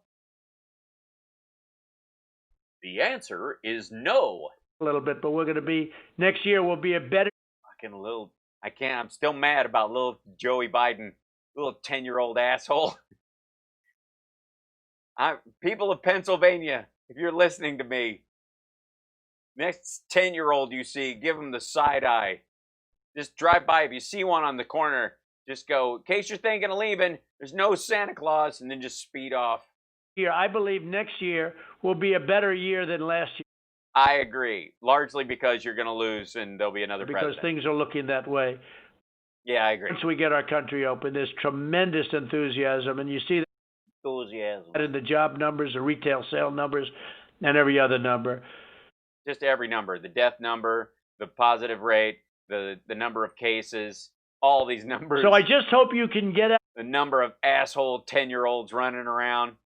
Oh, Pennsylvania. And vote on November 3rd. It's been a great honor to speak to you, especially because... Great. Just remember, fuck you, Joey Biden. It happens to be Pennsylvania. We're doing a real job. I've never let you down. We've done much more than... I've never let you down. Except when I was buying all my steel from China. I said I was going to do, and now we're going to do it again. We said... The healthcare plan, not so much. What about the immigration plan that's so easy? How about DACA? You're going to handle DACA super easy? What about bringing back factories to Pennsylvania? All right. Make America great, and we're making it again, and now we're doing... Really way to sell your catchphrase. Did you do a fist pump? Make America great, and really, again, yeah, sure. It a second time. So we're going to make it again. Who left the fridge open? I just want to thank you. We're putting America first. We're putting America above all these nations that have ripped us. Unlike 10-year-old Joey Biden, that little prick. For years, stolen our jobs. They've taken our plants, our factories. They make our product. We sell it. They sell it back to us. No taxes, no nothing. And they made it impossible. All of that's changed, and you see it's changed at a level that nobody has ever thought possible, including... If you get it in order, you get extra points. The biggest job numbers we've ever had in our country. So we have that. It's as wide as it can be. Pennsylvania, November 3rd, and it's an honor to speak to you, and have a good rest of the day. I will see you soon. I'll be there soon, and we'll be talking again before the big event, November 3rd. Thank you all very much. Great honor.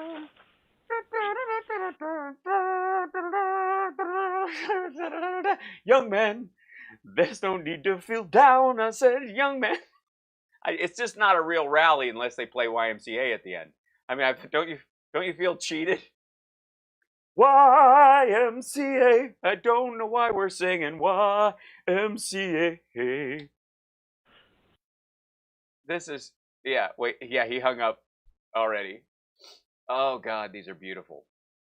And he's now doing dozens of these, by the way. I'm gonna finish up today because we went long, as we do.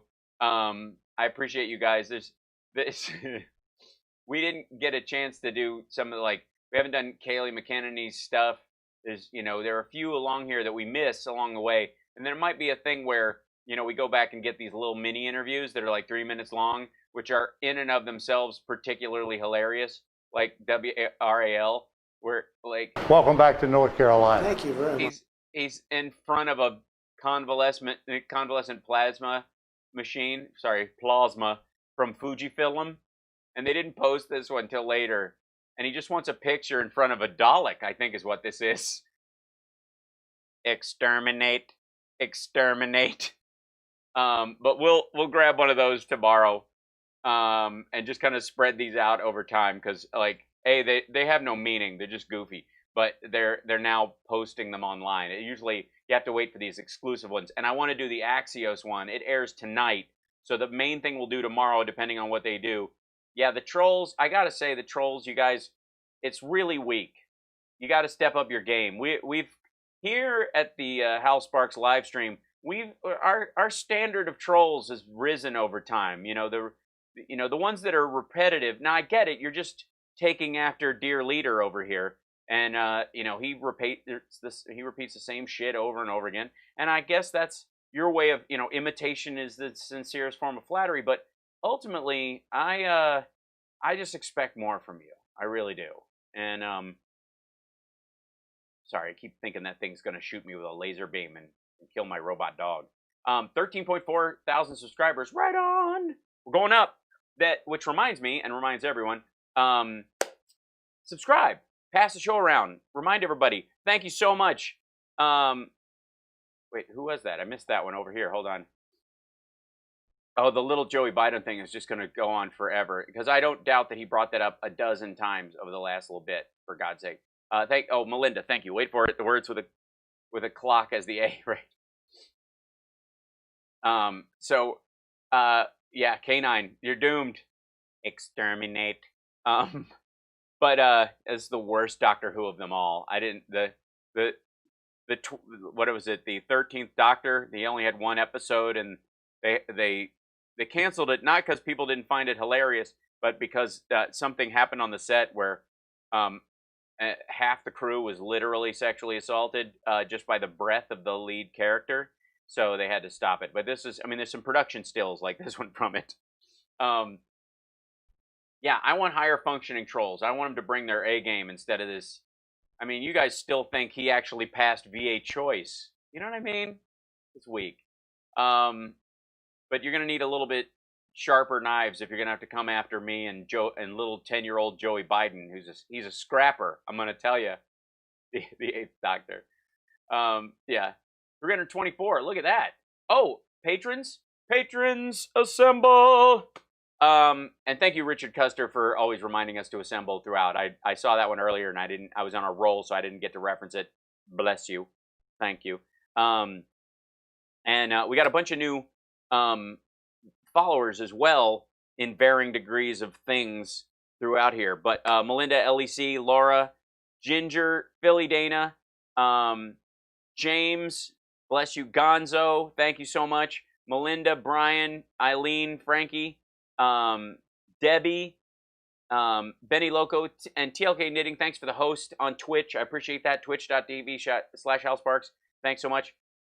Richard McNeil, bless you. Thank you so much. Amy and Amber Laster and Kat, thank you so much. And Bean Toes, bless you. And Kelly Bon Vivant and Gonzo, Going Gonzo Keto Diet. Merci beaucoup, Dorian. And Lisa Miamore, Robert Reynolds, thank you. And Brian and Raphael. And After Dark Paranormal, I'm excited for, I've got a phone call tomorrow, business call. It might interest you a lot. And thank you again, Gonzo. Appreciate it, brother. Philly Dana, thank you. And Deirdre and Mark and all the new followers. I appreciate you guys being here. It's just fantastic. It's nice. I miss you guys. I didn't do a show on Sunday, and I'm like, I mean, I know I should take a day off and work on stuff, and it's my day to kind of get the tech stuff back in order and, to varying degrees of success. But it's when it's the day off I can actually help arrange some stuff and God forbid, spend some time with my kid.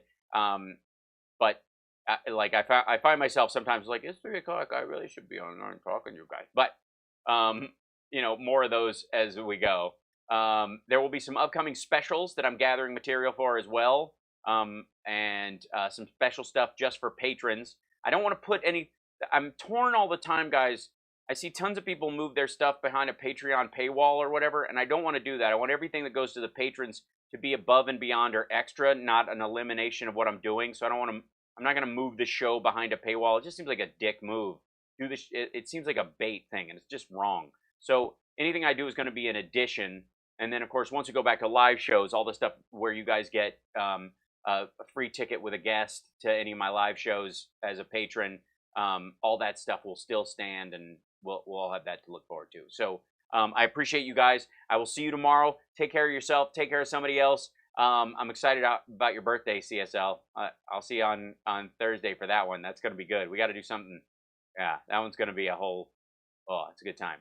So we'll figure this out, as we go along, as we do. But I'm going to be here every day for you. If you can support the show, please do so. If you can't, it's cool. I know it's rough around here. Some people have a hard time. They're not going through it financially. It's scary. They're looking down the barrel of something and they don't think they got $1 to spare. And I completely understand. So for you, this show is completely free, and it doesn't any request I make doesn't apply to you. Just know that and relax. And to the people who do support the show, just send them a little love. Let them know you appreciate the patrons and stuff like that, because they're the ones helping out. And it's we're all a big community here. And again, as we like to say all the time, and I feel like every Monday I have to remind everybody of this, the maggots, the trolls, the Trumpsters, as much as I think you've got shit for brains, and I think little Joey 10-year-old Biden could kick your ass in a street fight, I also don't want you to die of COVID, and I want you to be able to vote this fall. So go to vote.org, make sure you're registered properly to vote. And if you can vote by mail, do so that you don't die of COVID. If you don't want to do that, then at least get your mail-in ballot and then drop it off either at the Secretary of State's office or other locations in your city that might pick up, and then they have ballot boxes and that kind of stuff. Use those. But I would rather lose in a fight on ideas than just have you die of being an idiot. So take care of yourselves.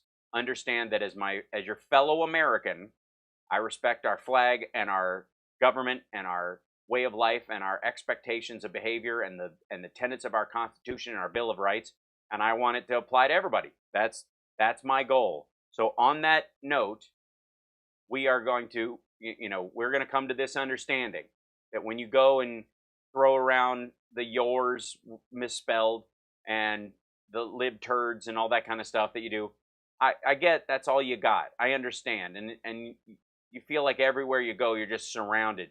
This is one of those places where you can actually have a legit argument if you have one at all. And we're not going to just hate on you right out of the gate. Unless you're an asshole, in which case, bye. But if you roll through and just drop Trump 2020 in the chat room, you're going to get broomed. Just have a conversation, for Christ's sake. Try to keep the expletives to a minimum. I do. Fail miserably most of the time, but I try desperately. And understand that even though I think you're a moron, I want you to be able to vote because that's what America's all about. If you're a U.S. citizen over the age of 18, not only do I want you to vote, I insist that you vote. It's not just a right, it's a responsibility, goddammit. And I'll see you at the ballot box where I'll win on the playing field of ideas. All right, take care of yourselves and take care of somebody else. I'll see you next time, guys. Okay, all right, I love you. All right, your eyes are awesome. Okay, bye. Oh, that's wonderful. Hold on. And cue the outro music. There it is. That's all right. All right, yeah. Come on. He thinks I made it up. Unbelievable. I was thinking of the immortal words of Socrates, who said, I drank what? What do you say we cut the chit-chat? A-hole! Captain's log.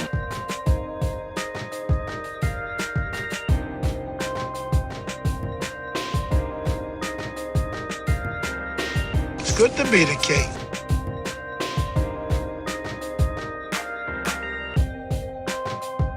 Yeah, sorry, Murphy didn't come in today. I guarantee more Murphy this week, Cat Cookie. Groovy. Throw me a frickin' bone here. I'm the boss. Need the info.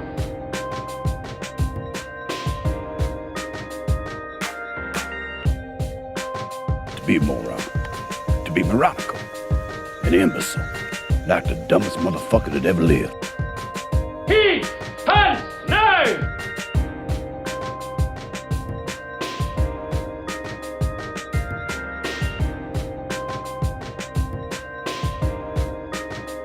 So that's the kind of fight it's gonna be.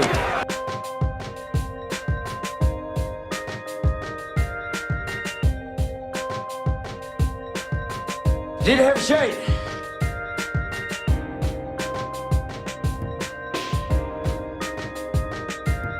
I'm a land farmer, motherfucker.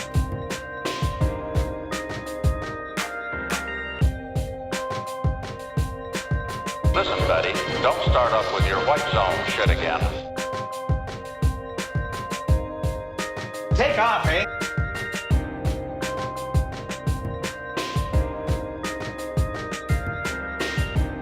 Looks like I picked the wrong week to quit amphetamines. Well, it's a well-known fact, Sonny Jim, that there's a secret society of the 5 wealthiest people in the world, known as the Pentaverate, who run everything in the world, including the newspapers, and meet tri-annually at a secret country mansion in Colorado known as the Meadows. So who's in this Pentaverate? The Queen, the Vatican, the Gettys, the Rothschilds, and Colonel Sanders before he went tits up. The sportos, the motorheads, geeks, sluts, bloods, wastoids, dweebies, dickheads. They all adore him. They think he's a righteous dude. Man, I'm tired of being right. We're honored to have with us today our amazing Vice President, Mike Pence, and his wonderful wife, Karen.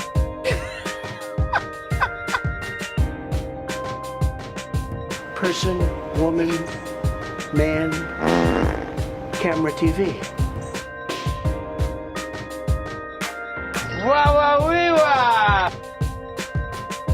Person, woman, man, camera, TV. They say, that's amazing. How did you do that? I never thought anybody could forget so much so fast without a severe blow to the head.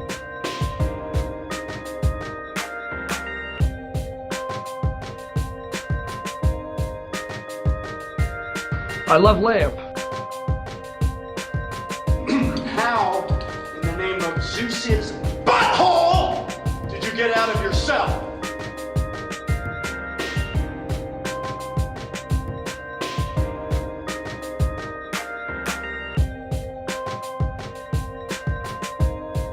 Nice. Not thrilling, but nice. Lady, I'm afraid I'm going to have to ask you to leave the store. Shop smart, shop S-smart.